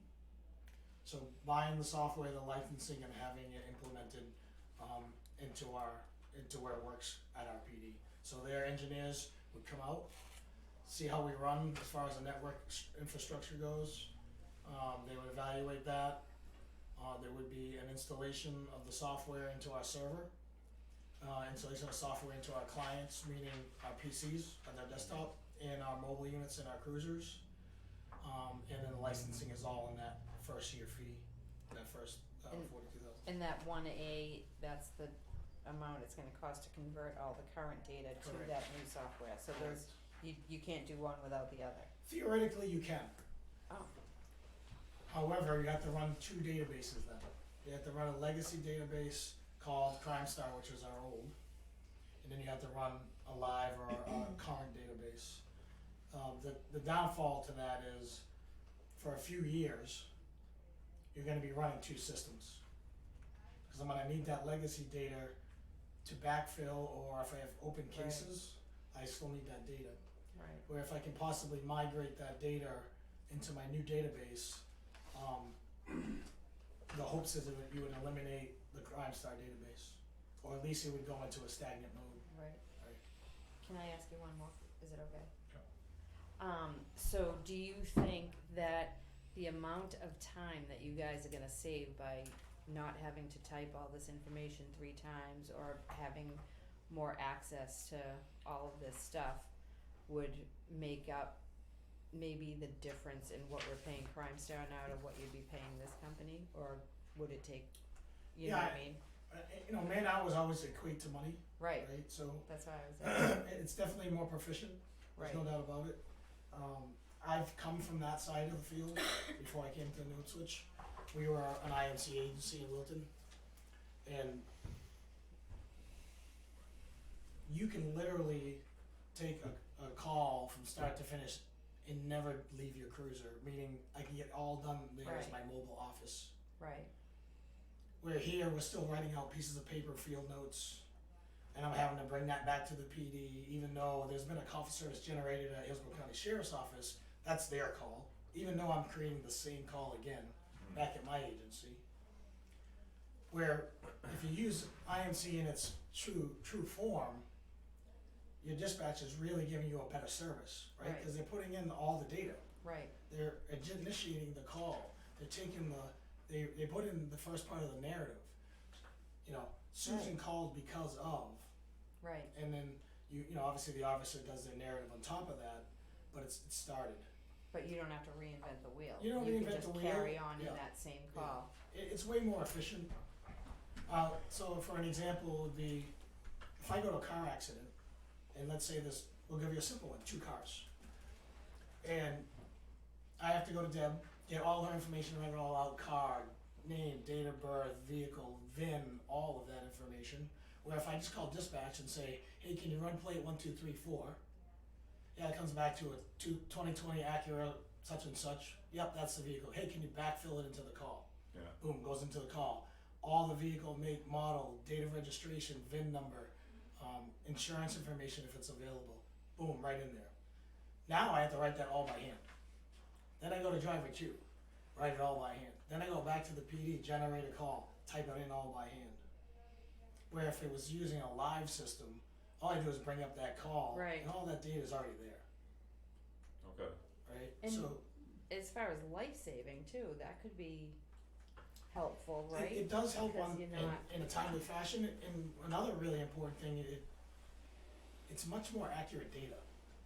Because when I backfill Susan's car and license information from the DMV record, it's not a manual input. It's to say, hey, take that DMV information and put it into the call. Right, So when it migrates from the DMV to the call, I'm not making an F or G or 1 or 3 by accident, or Right. you know what I mean? It's going in no there. typos, Less typos. Yeah, it's Yeah. more accurate data.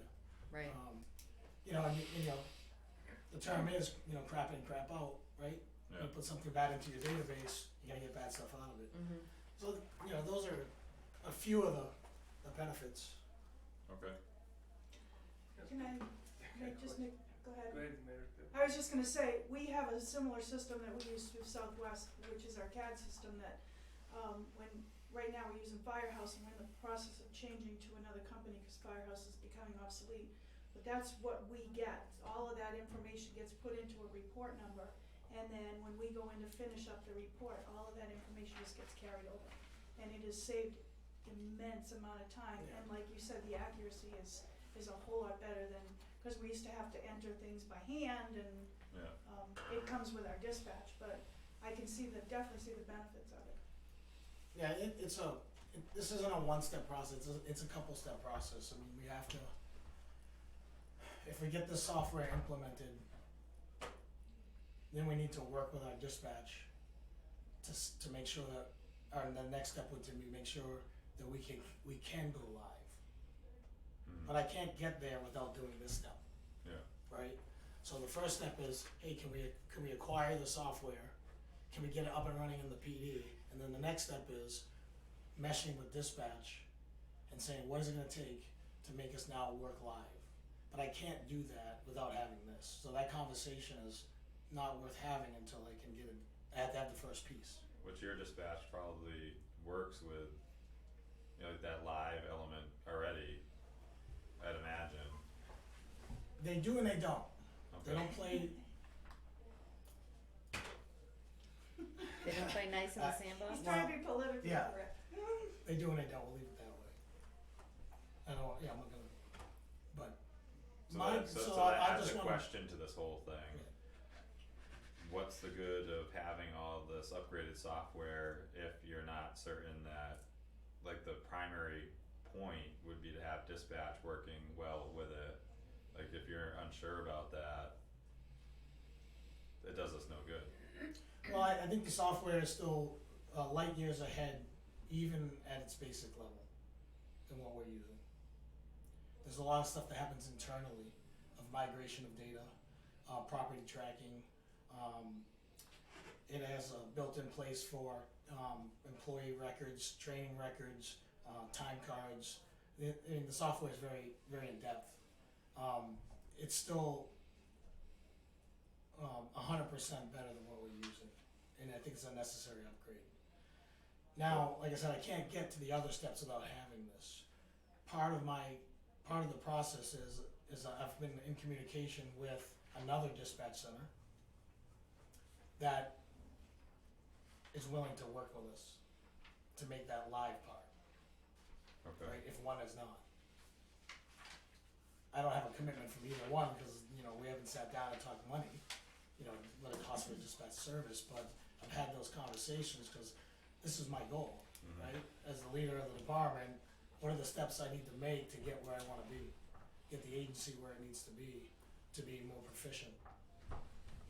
Now, since you brought up Wilton as an example that you know that uses this system, would you be able to reach out to them and another, like, just to kind of get an idea of what the challenges were, like, in implementing it, what their dispatch fees are versus what we pay now? Because all of this sounds great, and I'd like to have that live aspect.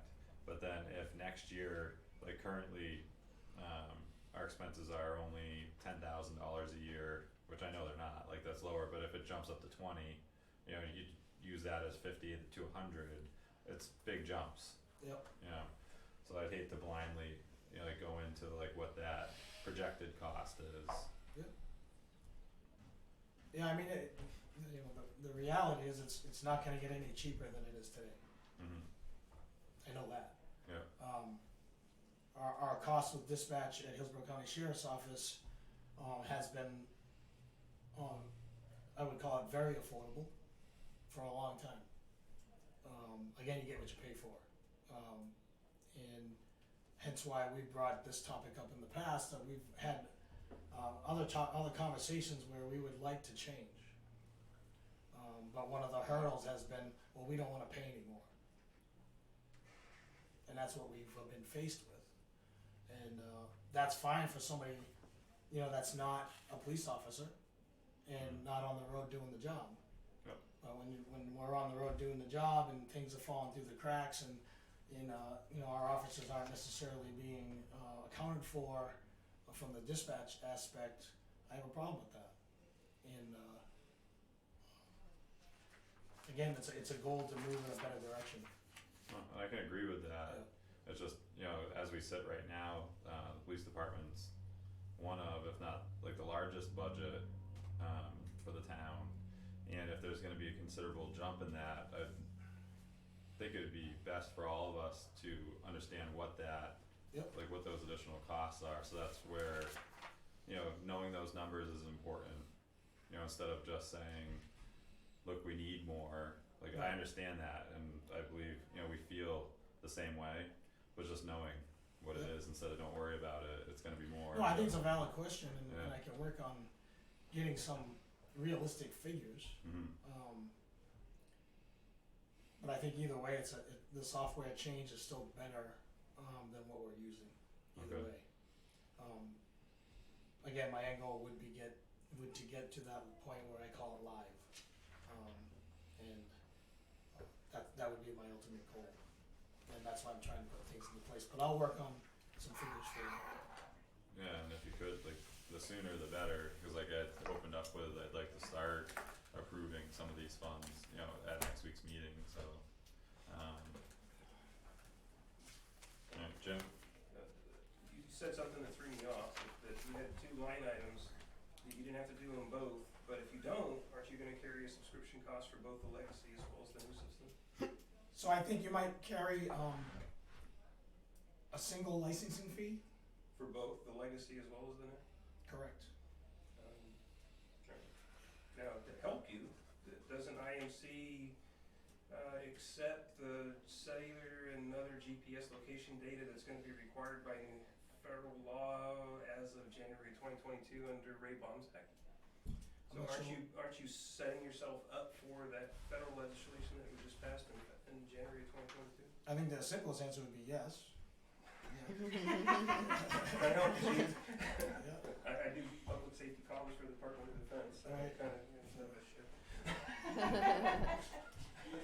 See that? yeah, You'll pay him later? But I can get some figures. okay, You know, like I said, I had preliminary conversations with Hollis Dispatch. That's where I went, because they run IMC, they run it live, they do all this stuff that I'm talking about, and they do it for Brookline, Mason, and Hollis currently as we speak. And for them to take us on board would probably be a pretty good migration to go to them. And I don't know, I think we're paying about $25,000 a year for dispatch right now, which is cheap, to Hillsborough County Sheriff's Office. But again, we don't get any of this live stuff, we don't, but anyway, I'll follow up with Hollis. okay, They're our best option as far as our antenna sites and stuff like that, and a way to communicate with them line of sight.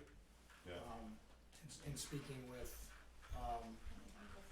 hey guys, and speaking with, I didn't say it.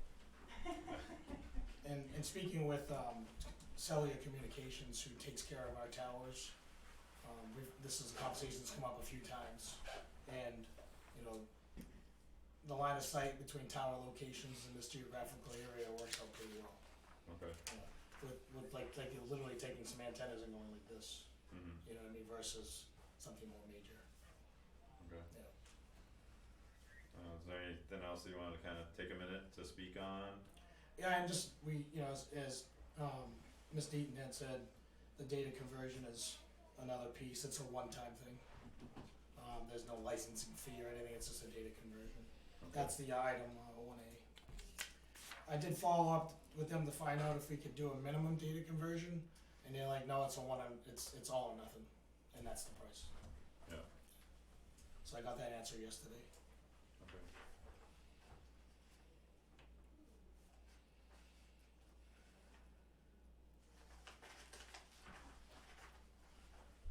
Yeah, so those are your 2 biggest items, and sounds like could potentially help you the most, like your department the most. Yeah, it's a, like I said, even at its minimum, it's a step in the right direction. Okay. Alright, So yeah, this 3276, would that also be a part of this conversion, No, that's for the radios, That's for the radio. this programming? for radios. It's right, see how that says 4 radios portable? And then programming for the radios is the price underneath it. And then there's 4 radios mobile, and then installation price underneath it for those mobile radios. So the 13107 and the 3276 Go are together. combined. Yes, Is that yes, okay. and then the next 2 are combined with each other. Right? you concur, Chief? Yeah, so the mobiles is 18,600 and change plus 4656 and change, whatever that total is. Is for the mobile, the in the car units. And so the IMC records would, and that, and the second line, which is the data conversion, is something that goes with the IMC records? Correct. 1 and 1A are the software thing. Item 2 is just communication, meaning 2-way radios. It's separate from from the IMC stuff. Yeah, but the So data they're conversion. just looking at my spreadsheet, Oh, they're okay, not looking gotcha. at, you guys all have this, Oh, they didn't get all. his, no, it's all in there, We have it. it's all there, Like I said, we typed it up. yeah. So IMC and the data conversion go together. Yep. Four, And four radios and the portable, programming go together, yeah, and then mobile radios and installation go together, go together. yes. But it all ties in with his sheet that I labeled PD ARPA, Yeah. ARPA PD. So that's what he actually submitted to So me. it's 31,734 for new mobile radios for the cruisers and portable radios combined. That's the Oh, total. that's PD, okay. Yeah, you do, you got them all. I wrote Without out, programming or installation. No, that's all the same. So So if that's you where the take confusion is, 18,627.64 and 13,107.20 is Those are- everything. Those are the whole numbers. Right. oh, so I read it wrong?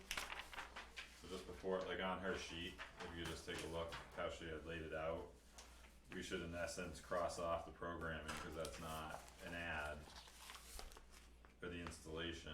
Yeah, I was just breaking down a cost for one unit, and then the next one is the cost for the 4 units All combined. four. Oh, Okay, I thought the way you had it was Yeah.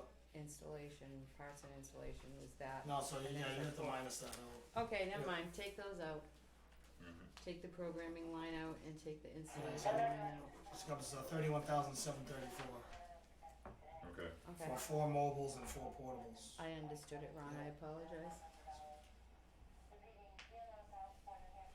And like I said under here, under the wish list, all our mobile radios and all our cruisers are very old. They've been taken out and put into many new cruisers, and now they're unsupported. So we had a mic problem in one recently, and the modular communication said, "You're lucky we have one that fits this radio." They're not making parts for these radios anymore, and so whatever's available in circulation is it, it's almost a theme here. right? Mm-hmm, Yeah, so Let's I mean, get this I guy. think companies have caught up with, years ago, I think a model would last many, many years. And you'd get a lot of years of service out of a model before another company made a new model Yeah, of a radio. Now it's just like cars, like, the Buick Century gets a new makeover every 2 years. yeah, And sooner or later, they stop supporting the older Right. models. it's like anything, Like our refrigerators, dry, it doesn't matter. And We're a quite frankly, disposable we country. probably have over 10 years with these radios, maybe even 15. There's a long time we've been using them, with good reliability, but now they're starting to get so old that we're starting to have problems. Mhm. And sooner or later, we're gonna be faced with an unbudgeted expenditure that we're gonna have to make a purchase, yeah, And these funds might be something, if there's available funds, it's something, that's we'll have to take a look at, or a warrant article down the road, so. Hmm. Do you have any other questions, Jay? No, Lou? No, Alright. Thank you for walking us through that, Mike. I got Yeah. one more, Sean. Alright, what do you got? Does the police have a capital reserve fund, like the fire department does? yes. Yeah, Would these things normally be funded out of a capital reserve fund, or are we using the ARPA funds to offset the capital reserve fund? If that's what we're doing for buying radios? not offsetting it, so even like right now, you bring up the capital reserve funds. For a number of years, we haven't really been using the capital reserves funds correctly, where we're just putting in money kind of blindly, like we don't follow like That's it. why I'm asking. Yeah, right? so- But we're looking to change that now, so the capital improvements plan from the planning board is going to be what guides us in the funding of the capital reserve accounts. Okay. So I can't speak to whether or not these radios like have been considered or not, like in the 2 years that I've been on the board. It hasn't been a part of a discussion of why we're putting X amount of dollars into those reserve funds for the radios. Okay. So we've known for a while that some of the things that the police and fire department would need and will become obsolete, and we've had notice. That's normally So what capital that's is part for. of how we try to budget it out, but they've been underfunded for a while, so. Yeah. Now we're starting to level set to where if everything holds, we would be able to go forward much. And that's what triggered it. I mean, obsolescence of your radios, you need new radios, there's no doubt, chief. But normally capital reserves funds are used to replace obsolescent equipment such as fire trucks and things. Yeah, we don't have a capital reserve for our communications. Right. And that's why I was asking. Yeah. Okay. And historically, you know, most of the time the capital reserve has been almost viewed as a way to buy a cruiser. And that's pretty much what's getting funded versus, you know, infrastructure and other necessities within the department. And I think that's probably historically what it's used for. Cause they were the big ticket Right. items and radios were not necessarily big ticket like they are now. Yeah, but like we see that that's changing, and Yeah. you know, when you get into your request, your radios are even, you know, a step, you know, more expensive. Yeah. All right. Thank you. Anybody else wish to speak about the police department request? Alright, so thank you, Mike. You're welcome. And Meredith, you ready? Sure. Alright. Here, I'll swap seats with you, or I'll steal your seat, however you want to do it. So speaking of radios, the first one that I wanted for consideration was to replace the base station at the fire station. And this is the radio that picks up and also puts the repeater out to our portables and our mobiles as well.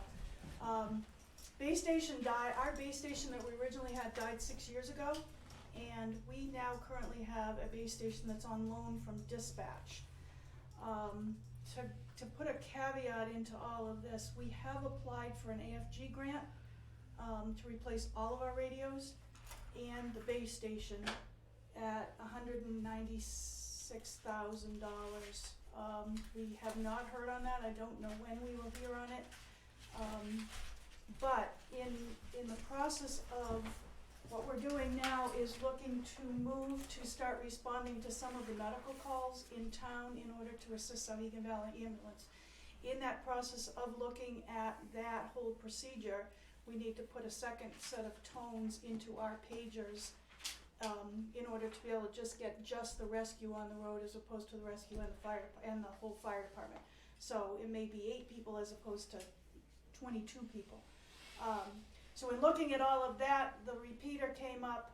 It's going to have some parts added to it in order to put that second set of tones in, which is available at Dispatch. But in order to do that, we would have to do an improvement to that base station. And it didn't seem like it would make any sense for us to do an improvement to equipment that didn't belong to us. Also in that conversation, it came up and came to the top of the list at Southwest that base station / repeater was on loan, and it's been more than 6 years, and they're wondering when they're gonna get it back. So what we're looking at doing is, rather than making the improvements to the existing base station that doesn't belong to us, just taking the base station and purchasing that now as opposed to waiting for the AFG grant.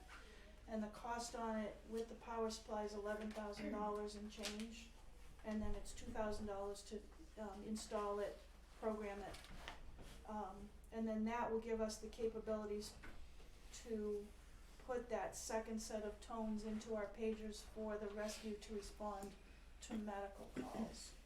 And we're hoping to have that up and running by April 15th, but looks like we're gonna be a little bit delayed for other reasons, not just this. So that's my first request. I don't know if there's any questions on that one. Okay. And if we did get the money from here, as opposed to the AFG grant, what it would do is either reduce, there's a 5% matching on the AFG grant for whatever we are awarded, that would reduce that 5% matching, or it would give it a capability to probably purchase a couple more radios or something like that, which we could then keep in reserve, which we don't have the capabilities of doing right now. Okay. The other big need that I see for the fire department is a generator. Right now we have a little rollout generator that we can put out if we lose power. There is a power set up on the outside of the building. but the complication becomes electricity runs pretty much all of our access and our egress to the building. So, our doors on the side are key fobbed, so if the power goes down, we can't get in, although we now have a key pad in the back that guys can go around and open the doors. It also knocks out our base station, which then knocks out our repeater. We have a 3-phase cascade, which fills our air bottles, which we are not able to run without power. And then our spotted dog system, which is our response system that kind of lets people know trucks are coming in, going out, that goes down as well because the computer system goes down. The biggest thing that it does is without any power, we can't open the bay doors to get the apparatus out unless we get a ladder, climb up and release the lock on the door system, and then we can't close them. So I did get a quote today. It looks like right now, based on the needs that we can see without doing a load on that building, it would be a 38 kilowatt, 400 amp, 120 over 208. I'm not sure what that means, but a 3-phase. We're looking at both gas and electric, and the estimated cost would be $38,000. Oh, I put 50 in. Yeah, I know, that was good, so You're welcome. I'm gonna save you some money. Yeah, there you go. 38, My you said? hope would be, after seeing the presentation tonight from Matt, would be that this would also be a generator, and I don't know if it's possible, but as we look forward to a safety complex, being able to utilize that in some respect as well, so it's not just money down the drain. But it has happened to us a few times. In New Ipswich, we do lose power quite a few times. It's a little bit of a delay in a response if we can't get those bay doors open and get the apparatus out in a timely fashion. Okay. Any questions on that one? So, to summarize, 38 kilowatt generator, 3-phase, Mm-hmm. you said 400 amp? Yep. And do you really need 400 amps? We haven't done a load test on the building, so that's just what we're guessing. We do have our compressor that fills our air bottles is a 3-phase, so I don't know. Okay, if you look at the main circuit It's- breaker box, what's the size of that breaker? It could be 400 amp. I'm thinking it's 400 amp, but because I had Pete go down and take a look at all of the specs that we needed, so Okay. that generator's gonna allow us to run the fire station and the office, the computer system, the dispatch system, all of that. Okay. I can get that specifically Well, if off the it's- breaker box, but yeah. he did go down today and sent me the final numbers just as I was sitting here. The third one is kind of a wish list one, which is a second set of gear for firefighters. If you have any questions on it, my two bigger ones are that base station and the generator, because those are critical to the day-to-day operations of the department, as far as being able to communicate with the outside world and then being able to respond to the outside world. Originally, the third project I put in was because of the way we got information on what the grant was going to be able to sustain, which was it had to be something to do with firefighter safety. So I did put this in as far as when firefighters, if we go to any kind of hazardous materials call, they have to come back and wash their gear. In that time of washing gear, which could take 5 or 6 hours or all day, they are now basically out of service until they get more gear. So we were looking to put in a second set of gear for just those firefighters that are active, like what we call interior firefighters. They go into the hot zone, they go into the burning building, so that they would have a spare set of gear that they could put into service while their main set of gear was being washed or cleaned. But like I said, I almost want to take it out because my two biggest concerns are the top two. And then the last one would be radios, and I put this one in just because I think it's a two-part allocation of funds, correct? So we have taken the first Well, allocation. the timing of it doesn't really, you know, you don't have to worry about that part, you know, Well, so I it's was kind of- thinking- So like, when you get into that wish list aspect, like when we had spoken, was, so I was looking at the full 568, like in total, and then after that's done, at some point, any monies of towns that didn't accept the funds or got returned, they're gonna break those up and distribute them back out again. So we may be getting some additional money We've at some heard- point, that's what 6 we've months, a heard. We don't year, know if yeah, that's Right. but we don't know. guaranteed. Well, So that's where I asked, like, in asking to go above and beyond, was that we knew everybody's like first, second, third, fourth, fifth, and try to hit as much of this stuff as we can. And the other thing is, it opens up to what you guys all need to function. Yeah. So maybe some of this stuff we could put in a budget next year, or, Yeah, Year it kinda, after it does, or it starts the whatever. budget Right. talk sooner. right, And that kinda is where I went with my final request, which was for 24 radios at a cost of $3,500 each. Kinda like Chief was saying, we got radios under the interoperability grant in 2002. Those now, as they begin to wear out, things break, things like that, we're sending them out for repair, they're sending them back saying they can't repair them because they don't meet the FAA, I wanna say FAA, but it isn't, FCC, thank you, FAA, and my husband's flying on a plane, that's why I'm thinking that. The FCC requirements, so they're sending them back unable to repair. Yeah, But the reason I didn't put this as my top priority was because we have filed for that grant. We filed for that Assistance to Firefighter Act grant for $196,000. These radios are included in that. So if there's more money allocated later, or if for some reason we don't get the grant, this is gonna have to be pushed into potentially a warrant article or something for next year. So again, my top two are the base station and the generator, but then if there's money allocated later and we find out we don't get the grant, then I would pursue the 24 radios. If we do get the grant, then this request is off the table. so question, so this money has to be allocated that we're getting by 2024, and it has to be spent by 2026. When are you gonna know if you get this grant money? Usually you hear about the AFG grants sometime in midsummer. There's a little bit of a So- delay this year because they did push out the filing deadline a little bit, but I'm assuming at the latest by the end of the year, but hopefully end of summer. That's why I thought if you could push it out and said, oh, we have this much extra money, okay, we didn't Right. get the grant, we would like to go with Right. this. Right. But yeah, easily by the end of the Or I year. was thinking, cause like a lot of the stuff you said you applied for grants for, so wait until, keep the money aside from the ARPA money.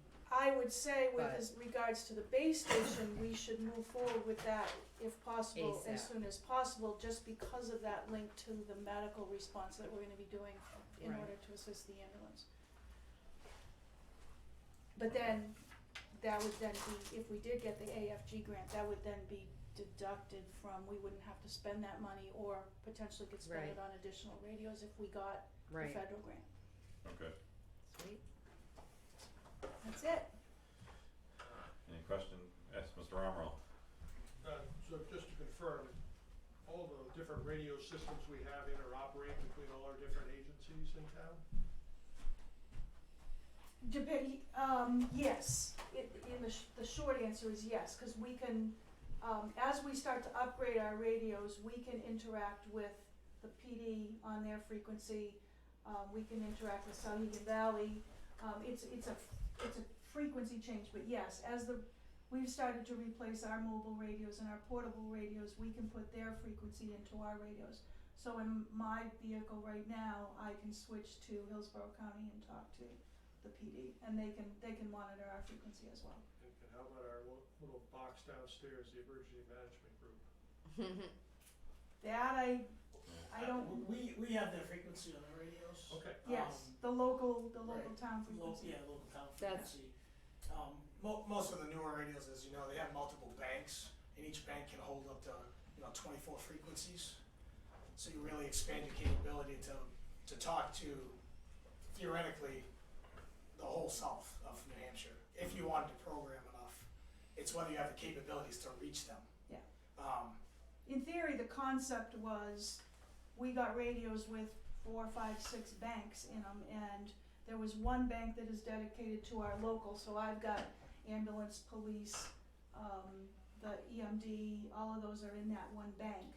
And then in theory, you can switch to another bank and potentially go all over the country depending on, yeah, it would be programmed. you know, you go to the A bank, or, so if I have to talk to, like I'm bringing in a helicopter, I have to go to an H bank, and then that H bank will give me that frequency that allow me to talk to the helicopter.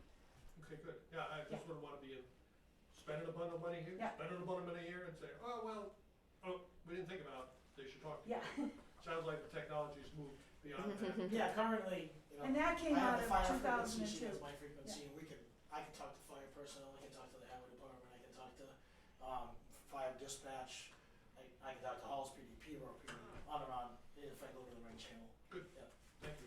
Yeah, the only drawback on it is that we're not on the same dispatch, so that's what causes us to have to change frequencies. Right. But yeah, they do talk to each other, which is So who's your dispatch? southwest out of Keene. Okay. And we use Hillsborough County Sheriff's Office. And Greenville uses a different Greenville uses system altogether, right? Mac base, yeah, Analog, yeah. It'd be nice, but Yeah, they're somewhat regionalized compared to some places. You know, you go to the cities, everybody has their own. Where when you go to more urban areas like us or rural areas, you know, multiple agencies use one dispatch center, so a regional center, which usually creates better continuity and communication. Mm-hmm. It's a trend in the United States right now. You're starting to see even the larger cities creating regionalized dispatch centers for that interoperability and communication. It's a trend that's going on.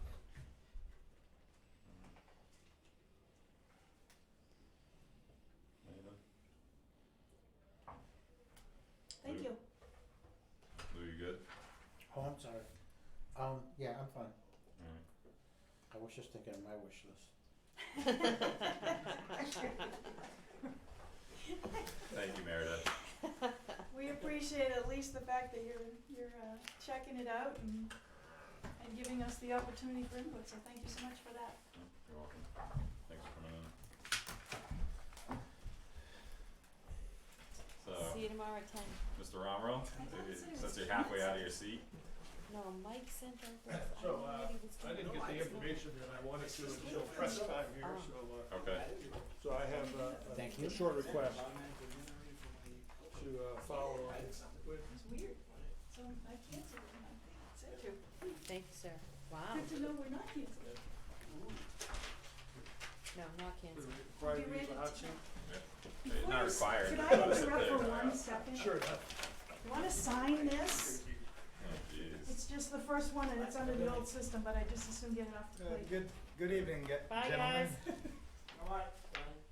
I'll just take one, since we just changed it. Thanks, that'll make this person happy. She's a regular. Have a good night. Thank you, have a good night.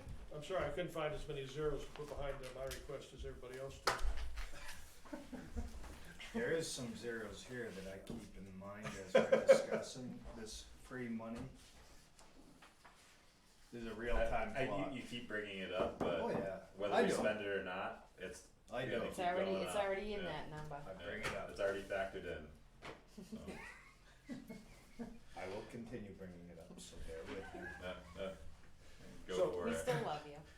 So last fall, when we put the budget request in for electronic poll book check-in for the elections, we were using numbers from June, and we're a year later, and the numbers have gone up. Mm. No way. So Surprise, surprise. we could either cut back on the quantity of the units we buy, or if it's possible, to get $1,000 to fully fund what I think we should have for the e-poll book check-in, that would be great, so. Okay. It's just really individual components. It's on the third page. You can see the costs now total $6,000, where our budget request was approved for $5,000. So Okay. It's just across the board in different items, so. And then the second item is we need to replace our ballot counting machine at some point in time. And if this is an opportunity to help do that, then I'd like to take advantage of it. It is fair to say that there would be some work involved in making that happen. Currently, we'd have to go to the Ballot Law Commission and request approval to borrow a machine, presumably from the vendor, to use at an election. My understanding is the Ballot Law Commission would require us to then hand count the ballots for that election. And then they would proceed to certify that machine for our use, then we could go out and make a purchase. I'm hoping that we could do it at the primary and we would only have to count the ballots from one party to minimize the number of ballots that needed to be counted. But they might say, well, don't use the Democratic side because that's a low number, use the Republican side because that's a higher number, because they want to use this as validation that the machine works properly in a public setting and do this hand count to prove it out. Mm-hmm. So, Milford tried to do that, and they got told at the last minute that they had to do the hand count that night, and they have many more ballots to count than we do. So we would be a better candidate if they approved us to do that. So it's a request for the money, but the ability to spend it might not happen for, I don't know, 6-7 months at the earliest, Okay, which would fit or within the timeline. multiple years. Yeah. So is that just for this machine, or is that any machine that we want to switch to? Like we'd have to do the hand counting scenario, like borrow one and then hand count. I think it's for any scenario, any machine that we would choose. Okay. This one is very similar to the one we use today, but it has significant technology upgrades. So people said, well, you know, if someone stood close enough to the machine, they could hack the CPU. Well, this one has 2 CPUs, and if they get out of sync, the machine stops. So you'd have to hack both of them simultaneously, which that would be a pretty amazing technology feat for someone standing in front of the You can ballot do it? machine, Not really. shoving in a The Russians can do it, Bob. and I'll do it Jason's all for $100 hand cheaper. counting anyway, so What makes you you'd say like that? because you said it before, No, I brought it up because it is a real issue today. right? It Right. doesn't necessarily mean I'm all for it. Oh, You can presume if you like. oh. The way I. He's all queued up because he's got the deck counter going. No, well, this, yeah, Yeah. it is interesting that there's only one company that's allowed to provide voting machines. No, there are Other- multiple vendors, Yeah, This says LHS is the current vendor. and they've been bought up by Dominion. There are other vendors that the state has approved. Yeah. The state has not approved any new vendors since LHS. So that's what I'm saying. Yeah, It is But- all running through one private company. And that's just a point. so there are multiple machines to choose from. The demonstration that was done in Concord about 4 or 5 years ago did have multiple vendors. I feel that this one is most similar to the style that we've been using, so it wouldn't be a drastic impact to the voters. They would look at something that's the same where they shove a piece of paper in. A lot of the other ones have a different style and view to them, and some of it seems more industrial in nature, that it, you know, it all folds together and then opens up, and it would change the experience in my mind unnecessarily for the voters. So there are other technologies, other vendors. They have some that they say, well, you know, if someone came up in a wheelchair, is it too high for them to stick it in the current machine? You know, so they have a machine that actually you can lower down. I don't find that that's, you know, a feature that we need in our environment. So I was choosing something that was most similar to what we have, and looking at it, and also a neighboring town in Milford had also selected this model as their target device. So, you know, if the vendor had to be nearby, you know, they could be servicing, you know, multiple people as well, so. But if you'd like to, I could explore the cost of other machines, and show you what they look like. Oh, I'm all set with that. Okay.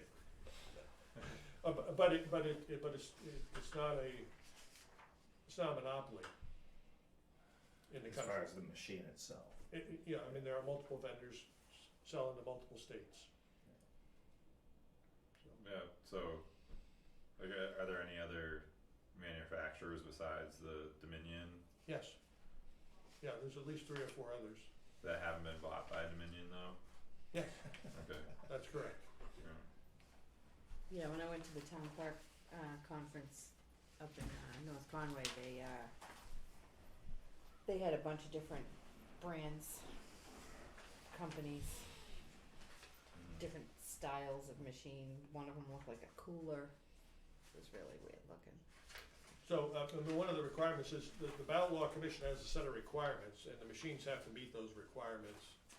Some of the technologies out there have features that the Ballot Law Commission doesn't want us to take advantage of, as a state. So, you know, there's, people look at the problem of, you know, voting differently, and so they've come up with different solutions on how to, you know, solve the problem. So I think some of the features are in excess of what we would want, or even excess of what the state would want.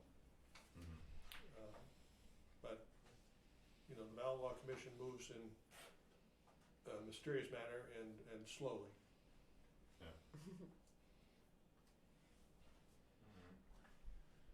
Anybody have any questions about Bob's proposal? I have a comment that I appreciate you looking at the user interface for the average Joe that's gonna be using those ballots and not having a freaky ballot. Not having which kind A of? freaky ballot where you've gotta do origami or something to Oh, get it to no. work. No. Or hanging chads. Exactly, I wasn't gonna say it, but yes, it was in my mind. Luke, any questions, comments? No, I would like to see something from another company besides Dominion, considering Dominion got a lot of press after the last election. Certainly did. There, in case anybody is interested in the greater public, there are reports on the analysis that was done on the Wyndham voting machines post-election to figure out what the issues were there, and they did come up with several, you know, conclusions that, you know, sort of broke ranks with the way things are supposed to be done, but also, you know, making recommendations for the future as to how to avoid some of the issues that were encountered. I mean, one of the two of the key issues were, one, they used a machine that had not been tested. So almost all moderators who have machines test the machines prior to the election, but since they had multiple machines, apparently they pressed a machine into service at the election that they had not tested with. And then the second point was that they had folded absentee ballots, and the dots were on the folds for some of the ballots, and so they did not read cleanly. So those were two things. So obviously the recommendation is you mail your ballot in flat, won't have folds in it, and two, you know, you test the machine before you use it. I thought you had to do that. I thought that was the law. You had to do that.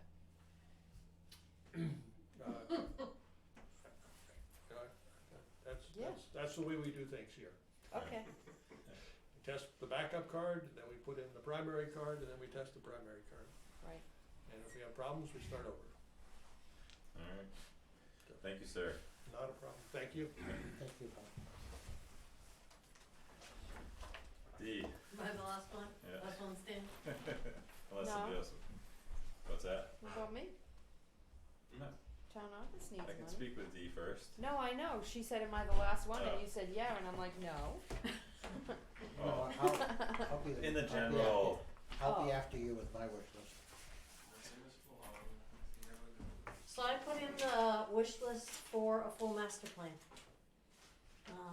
as we are talking more about doing long-term projects and capital reserves, we're heading into 20 to 30 years without an updated master plan. So That why seems does, to be a theme. well, and I Radios, master plan. I think all things have an expiration date, and we love to minimize some of our expenditures, so we push and we try to get as much life out of things as we can. And I don't think that's bad. Right. If we're using our equipment until it has to be replaced, we got our money's worth. Yeah. So I'm not necessarily, but we do have to kind of decide where we go. And to give you an idea, I was surprised we're getting ready to do a wholesale understanding and review of the master plan and what's in it as a planning board. We're going to start that tomorrow night, and we're going to get through a good chunk of it hopefully tomorrow night. But as we've been working with the capital improvement plan, we've said things like, maybe we need a senior center. Maybe there's a few more seniors. So our last actual documented value here was from 1990 that there were 326 people over age 62.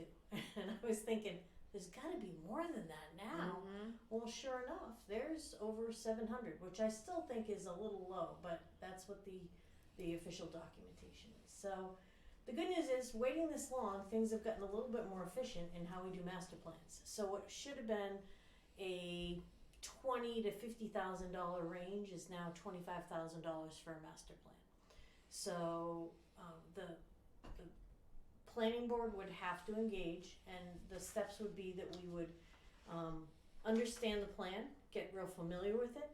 Then we would run some, not focus groups, but kind of like focus groups that we involve the citizens of the town to identify what some of the priorities are and what people would like to see, and then do a full-scale survey and work to get that out the door, to get responses back, to understand and write a final plan about how we would proceed. It's a pretty comprehensive overview, and I think on one hand we say, well, you know, some of this hasn't really changed, and again, I'm not sure we have to do it every 10 years. Looking at population, housing, jobs, transportation, what are the commuting patterns for people, or people working at home? What's the energy and utility needs of our community? I think we might wind up seeing a difference this time around in things like cell phone service, and you know, who has it, who doesn't, and you know, how necessary is that for a community going forward? Broadband. I mean, I think we're going to see just some really interesting things. Final mile of broadband. Yeah.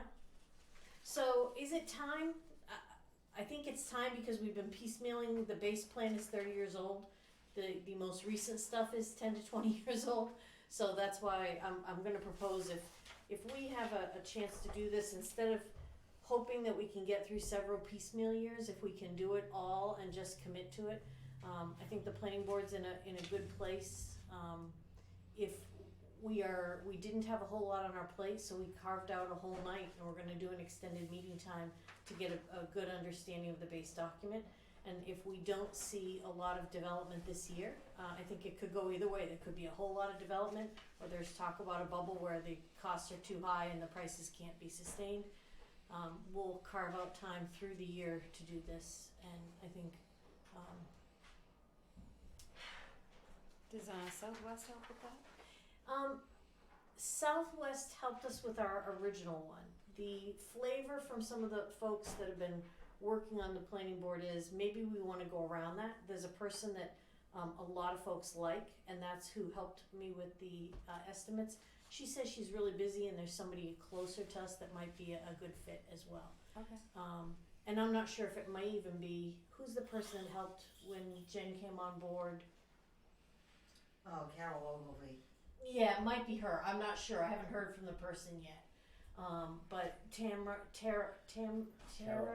whoever she is. Carol. No, but the person who everybody wanted us to use that is busy. You know, she may or may not be able to help us depending on who she refers us to. I'd like that person to come in and talk to the board, Right. and get a feel for what kind of a fit they would be. Right. Did you get that email with the company up in by UNH? Okay. So that's what I have for you, as kind of an example of the directions we would head. I think, again, is there gonna be total change? I think we're gonna see some of the same trends, like, we still want to have both open spaces and viable development of single and dual family homes. I think we're gonna still see that trend. I don't think that trend's gonna change. Some of the demographic needs may change, and I think we're gonna get clarity about prioritization that maybe we don't have a whole lot of right now. So like, the master plan is 20 years old, so if we get into a scrappy session on the planning board, somebody will say, well, the planning board says this, and somebody will say, well, but that's 20 years old. And then when it's their turn, they'll say, well, the master plan says this, and somebody will go, well, that's 20 years old. Right. And so it just, it'll help us, I think, be a little bit more definitive to guide both the select board and all the committees in town. Mm-hmm. Just Yeah. my thought. I agree completely. Yeah. Me too. Not that it matters what I Any, So before I was kind of like, well, we'll take part of it and work on it piecemeal. Now I'm just saying, let's do it. yeah, let's get it all done. Yeah. and you know, the other alternatives for the things that we could have put in money for could have been for things like, there's been a lot of talk about erosion by, we had somebody come in and talk to us about water, pervious and impervious surfaces and things like that, and percentage of land and how it's used. But I don't see us having a big appetite for regulations. So Right. we just kind of said, let's get a feel for what people want so we can start tailoring some of what we do to that and Yeah. be realistic about it. We don't want to spend a ton of money, but we do have to know where things are going to fit. And I feel like that would help out with the CIP too. Exactly. It would They give you a it better idea flows to- yeah. right. It flows down. That should then guide some of the decisions that we make. Like an example of where I think we might have lost our way a little bit, and this is not editorial. It's just kind of a reflection. Is that there was a lot more talk about more money on recreation and a little less on some of the other emergency types of things. And yet a lot of our big asks and where we've prioritized things has been on safety. And I'm not saying we shouldn't do that. Again, if it's end of life for some of that stuff, it is. But have we forgot about the recreation component? And especially after the last 2 years, is this the time to reground and say, how do we move forward? You know, do we find more land out in the community for, like, if this said that there's a priority for recreation, does the planning board then say, hey, we're gonna, and we want cluster housing, we wanna foster smaller, more affordable housing for the elderly. Do we then say, all right, if somebody comes forward with a plan for a development that's an over blah, blah, blah, and they agree to put in a town, leave land for a community center, that we would then give them a better ratio on how many units they could have in that cluster development. I mean, there's ways that we could incentivize then what we're trying to accomplish. Does that help with how it all kind of fits together? Well, yeah, like, I understand the importance of the master plan, you know, just what it's done to inhibit some of the decisions that we've made, like, been faced with, you know, like, do we follow this document that's 20, 30 years old, and then you look back to like the CIP, and there's so many things at the board level that we should be guided by, you know, a bigger group of the community than just ourselves, you know, and then the small groups that we have touch with. So I'm really looking forward to hopefully, you know, getting this straightened out, like having that keystone piece, Yeah. you know, revamped. And I also think that you get the culture of the town, right? So our culture is fiscally conservative. What can we do on our own? Okay, then let's take that and weave that into the master plan. If we know what our culture is, then we build that culture into what we do. So there's talk about places like, there was a whole bunch of outdoor trails. And so that town said, our inventory and one of our strengths is how many places there are to hike here. So now they turned their whole master plan around, like, it's not like the trail town or all trails meet here, but they use that as to kind of set it up. to me, even though people groan you either groan, I guess I'm one of the few people that sits on the fence about the green center, is people either love it or they kind of groan at it, right? But the green center is the principle of getting sustainability out of anything that goes in there, right? Somebody may have a need for that. If that's our philosophy, or I think about a barn raising philosophy, I still have this thing about the pavilion down at the park. I'd like to see us do a barn raising and get it up, take the expertise of everybody in town, and that's not me, but I'll go and throw some gravel, or I'll go and run a cement mixer all day if we could do that. You know, Right. if that's part of our culture, then let's build that into our master plan. Anyways. All right, I think I'm done. Stronger together.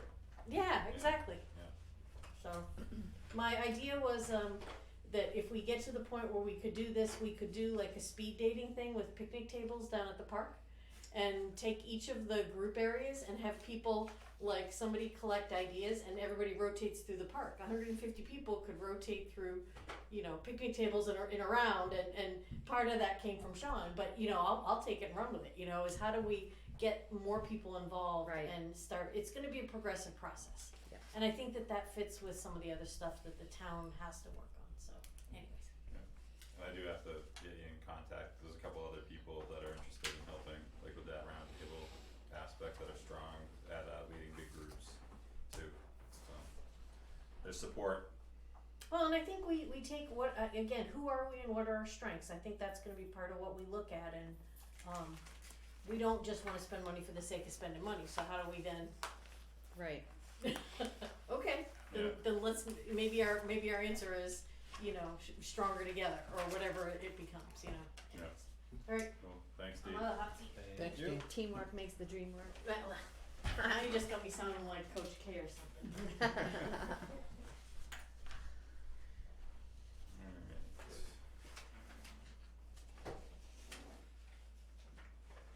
So do we need to go through for the departments that aren't here, or you guys can We can go through that on our dissect own. it? Yeah. Okay. Before you do, I'd like to throw one out, just, cause you haven't heard from none of the small businesses, right? I mean, everything you have from an expenditure perspective was from the town, Departments. right? Yep. Mhm. You got zero input from the small businesses, which in my mind was what the ARPA money was for, right? It was a COVID-19 offset for the small businesses. So I'm gonna throw one out, and you guys can consider it, and I don't have a cost. And that's repaving the parking lot where the post office is, or resurfacing. I go there now, and I gotta go get a front end alignment with a number of potholes out there. Yep. Now, it's sticky because it's a private parking lot. It's owned by the owner of New West Mall, right? Yeah. Which is Barbara, who runs Sunny's. Yep. Yeah. And I know she was looking at paving it at one time. She don't have the funds because of COVID, Right. right? Which is what I thought ARPA money was for, was to help those small businesses out. So, Well, there was other money that was specifically geared towards the small businesses, whereas this, in a broad sense, I'm not sure if the paintbrush is that broad, like where we'd be able to help out, you know, private businesses. I'm not saying that it's not. Yeah, we can't, I don't, this money, you can't, you it has can't, to go towards the town. It has to go towards the town, yeah. right, it has to be, Are you sure on that? yeah, you can't give it to private Yeah, I businesses. just went through a class today on that. Well, and that's Yeah. why it's sticky. There's a federal post office in that parking lot. It's leased, It's leased. I believe all post offices. Yeah. I'm speaking without knowing, so. I Take don't it know with a either. grain of salt. All I know is, you know, I've talked to the small businesses in New West Mall. I know Right. the owner of New West Mall, Me too, and yeah, Barbara's a great person. She and, is. Yep. You know, she was planning on paving it, and she can't afford it. right, So I'm gonna throw that one out. I don't know what the ARPA money strings were that were attached to it, but There weren't if you there wanna help weren't many. small businesses, There weren't- that's one that was probably looking for it. And to me, yeah, 60% of the people in this town drive through that parking lot. oh yeah, Oh, yeah. Can we Go to put the the post police office. station in but that? but we Huh? can't do it, we can't give it to private businesses, Right. that's the problem. Okay. And if we didn't, if we could use it to pave this parking lot, cause we own it, but cause we don't own that, we can't use it for that, unfortunately. Okay, so the money was tied to what the town owns. Municipality. Municipality. Yeah. Okay. So would they lease us a police station? And there's no need for any COVID anything with it anymore. It's it's just a benevolent present. Well, in initial from- meetings I came to, that's what it was tied to, right? It was. COVID-19. Initially. But apparently it's, That was a different it's program. no It's taken a longer, left turn, yeah. it's still called COVID Kind of a relief. zigzag. Well, it is, and it's talking about what did the town itself lose, Yeah, from COVID. yeah, which is And there zero. were some restrictions that, the initial payment that came out like last August or September. And this is part of the state relief fund, not the federal. The federal relief fund went over to the state, and then the state is putting out 50% of that to the towns and the cities. And there's a breakdown of that. And that money is, there are certain restrictions as to, it has to be for the infrastructure and for, whatever things kind of really felt by the wayside because of, the COVID. It's not to reimburse, they had a program before about, helping, with the salaries of people to keep That them was going. PPE or something like that. Yeah, Right. and that was during the COVID, Okay. the pandemic era. Okay, Hmm. no, I've heard some great stuff tonight, so, and you guys have a tough job picking the ones you wanna do. You got 1.3 million in requirements, you 500K in funding. There you go. I call that a shortfall. Thanks, guys. Thanks, Take care. Jim. Good And seeing don't you. forget Take this one. care. Don't forget this one. I know that one too. Dave. It went up $100 million in the time we While we're discussed sitting here, our free money. Penny saved is a penny earned. Is that the, Jason, That's the national National debt. the way you asked the question, I hadn't thought about it, but I almost wonder if I think about who lost out over the past 2 years. I can't say that I lost out on a whole lot, but there's 2 years of kids who might not have gotten swimming lessons or gotten skills training. So if there's something that isn't on there that I don't know that I saw on the list, I didn't look for additional lifeguard salaries to extend the hours of the pool, to have more swim classes this year, or to make sure that we supplement some baseball, soccer time. Those are probably kids that lost some skills and didn't get skill development that could be, help them out later in life. And so, that's probably something that, as I'm chewing on who lost out over the past 2 years, that's a group that I could probably be very specific about. Unless their parents took them and threw them in a pond somewhere.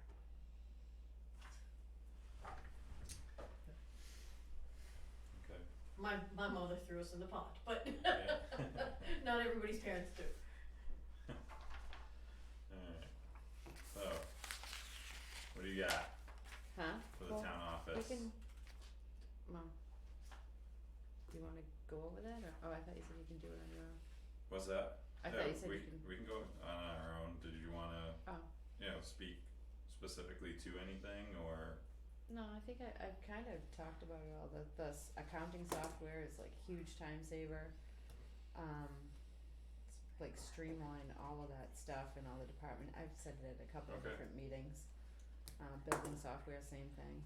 Alright, yeah, so Yeah. as we go through these things, I'll encourage both of you to reach out to whatever department heads you wish to get clarification on, like ahead of our upcoming meetings, to decide which money which items we're going to expend the money on.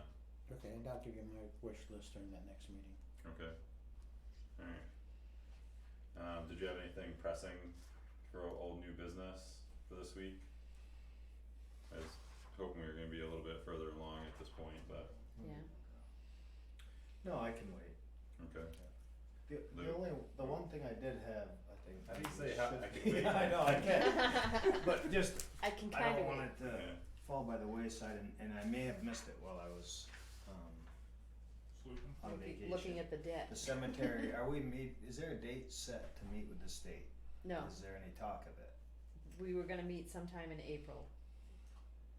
But It's that's April. it, There's been no talk since our meeting with the state? correct, Okay, so, we can Yes. talk about this okay. outside of it. It's no problem. Okay. Lou, did you have anything pressing? No. Mr. Doyle? Have something to do with this money that all the department heads wanna spend on the toys? Is there a reason you can't give it back to the people that were taxed, that it was taken from? It can't be. You're not allowed to offset taxes with it. That's one very How about clear. just a relief check, every taxpayer? I mean, you're buying toys that these guys can't justify really, but as long as the money's burning a hole in your pocket, we'll go ahead and buy this and this and this. And very few of the things make much sense. There's a few of them that are necessary, but they should be part of our everyday operating expenses. So there's your tax offset. We're not gonna have to budget for it next year.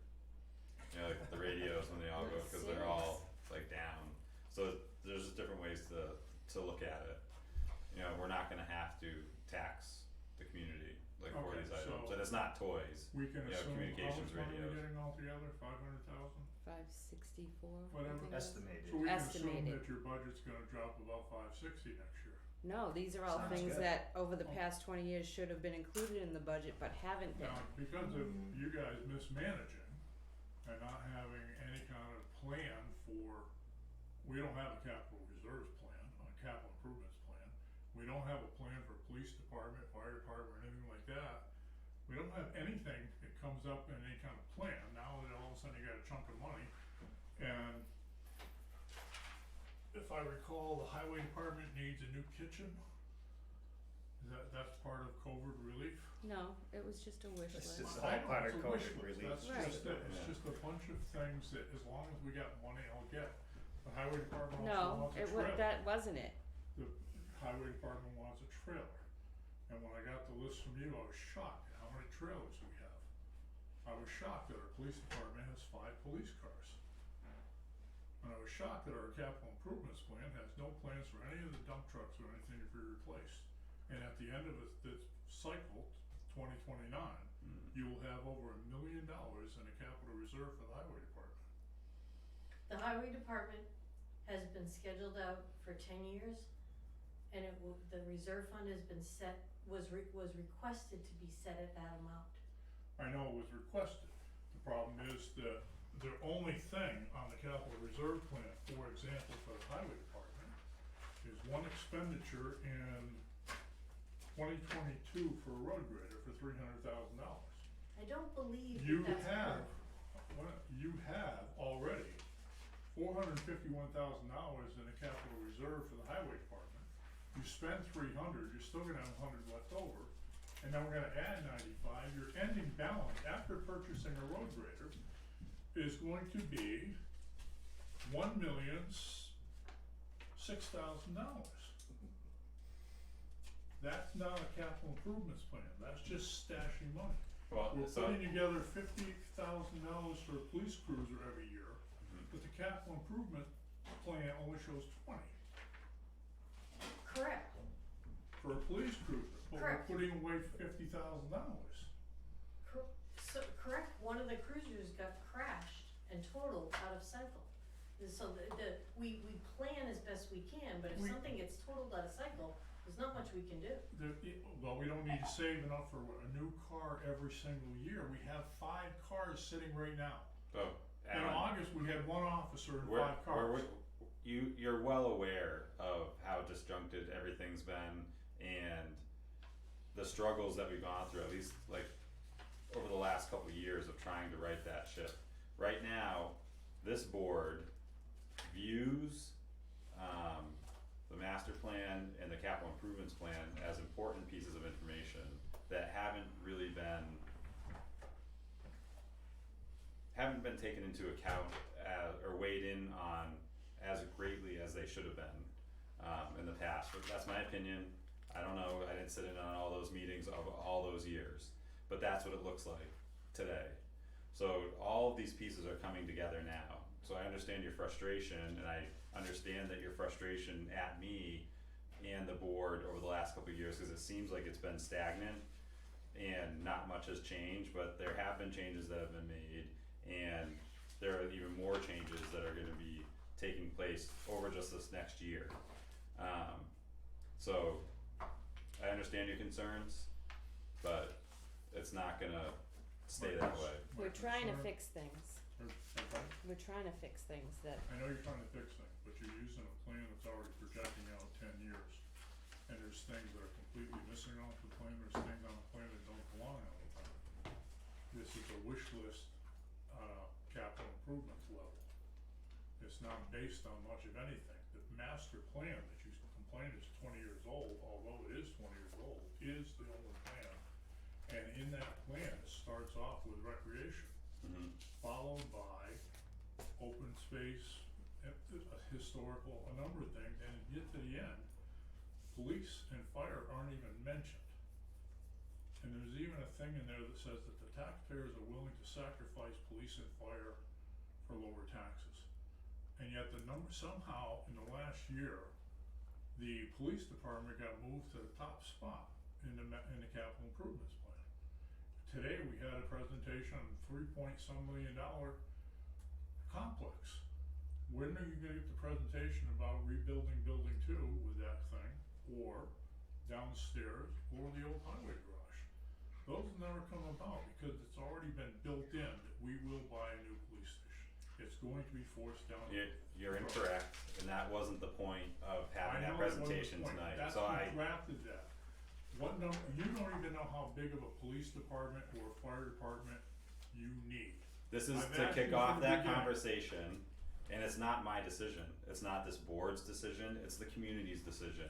So the difference of this board to other boards previously is that we are looking to get full community involvement in making the decision on if and when we have a new police department, a new fire department, or a new safety complex. Nothing's getting shoved down anybody's throats. And, We're taking steps on this board level that we can of returning the banked money as much as we can without putting ourselves in a bad way if we have an emergency.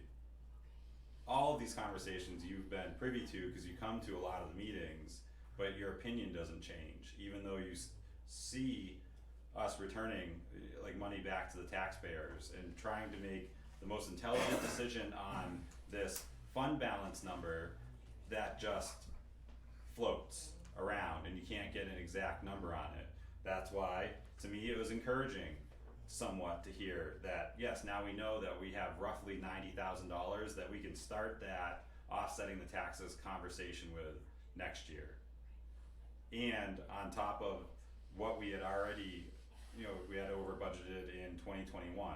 We couldn't give that back this past budget cycle, but we can give it back the next budget cycle, and that number was roughly $225,000. So you take 225, add it to 90, that's at least $315,000 that's gonna go towards offsetting taxes, coming up in the fall.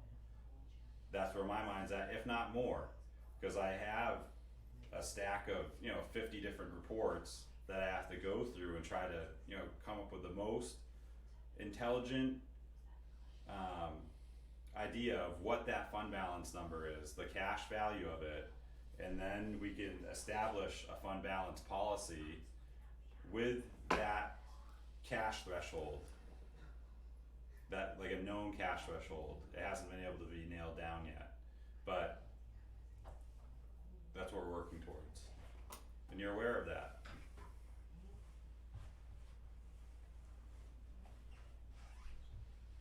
So I'd appreciate a little bit more patience and not to just throw out, examples of why that safety complex presentation was put on. The safety complex was put together. My question, I didn't want to embarrass the gentleman who put it together because he did a great job. And he did it because he wanted to help the town. My problem with all the safety complex and police department issues is no one has ever discussed whether the town even wants one or what we need. There was one police building committee that was a total farce with false information. We are working on that same project today. So. We're not working on that same project Well, today. things go forward, that presentation, I'm not saying it was you, that presentation is based on we can't use A, B, and C. Now, is there a reason there's no discussion about putting the police elsewhere, other than a multi-million-dollar project? Well, I'll just tell you that there is, and I can maybe give you more information next week. I am meeting tomorrow, and it's not clandestine, not secret, but I don't wanna just go talking about it without getting any ducks at all in a row, so I am meeting tomorrow. The other We'll see, thing- it may be nothing, or it may be something, but there may be another. The other thing is I discussed with you about putting together an equipment list and so on and so forth, so we can work out some sort of a replacement thing for vehicles and equipment. Mm-hmm. I'm finding that that's next to impossible, because we don't know how big any of our departments need to be. What comprises a highway department, what comprises a fire department, what comprises a police department. And without that information, you can't determine what equipment you need to support that, or more importantly, what building space you need to support that. If we have one officer, we need a building the size of a trailer. If we have 50 officers, we need a much bigger complex. But until you know how many officers are gonna make up the police department for the town of New Ipswich, or how many firefighters, and how much equipment, you can't possibly budget space or plan an equipment rotation. So are those things that you'll, I know how hard it has been for us with the capital improvement plan to sit and have some of those discussions about how many townspeople, what the recommended ratios are. And then forecasting for growth, you know, the town in 10 years doubled in size from 1980 to 1990. We're not seeing that same growth now, but, you know, how do we forecast what we're gonna need? Well, Southwest Regional Planning does provide that sort of forecast for you, accurate or not, but it's something to base a number on. And the problem is when we talk about the police department, for example, because I have what they made the argument, they quoted Southwest Regional not having an increase in population that would require any additional labor or equipment for the next 25 years. However, their plan comes forward for detectives, prosecutors, of Squad Bay for 20, so on and so forth. That's not consistent with what the capital, Southwest Regional says. That's the type of problems that are in there. It's not based on the master plan, which I think it should be, which is recreation, number one, and historical value. We should reverse our budget. If $800,000 to the rec department and $18,000 to the highway, to the police department, and see how it works out. Because that's what the master plan says, but then we modify the capital improvements to change it the way the politicians want, not necessarily the way the public dictated. This comes from the discussion, all this comes from the discussion of ARPA wish list? Well, no, it's, you know, Alan's been speaking this for a long time. Oh, this is another. Well, I've asked a Yeah. long time ago what the size of the police station, back when you two first got here, this year. And I asked, how big does the police department need to be? How big is the highway department or the fire? And I've never gotten an answer. Alright, we've gotten off topic and we're 25 minutes late, according to our, Which I'm schedule. fine with, like I was fine going down this road, and I'm happy that Alan had a chance to speak. There are points there. Oh, Yeah, absolutely. they're very valid. Absolutely. But, you know, we have another, topic to discuss, and we've kept that person waiting for an additional 25 minutes, and that's not fair to him. Thank you, Lou.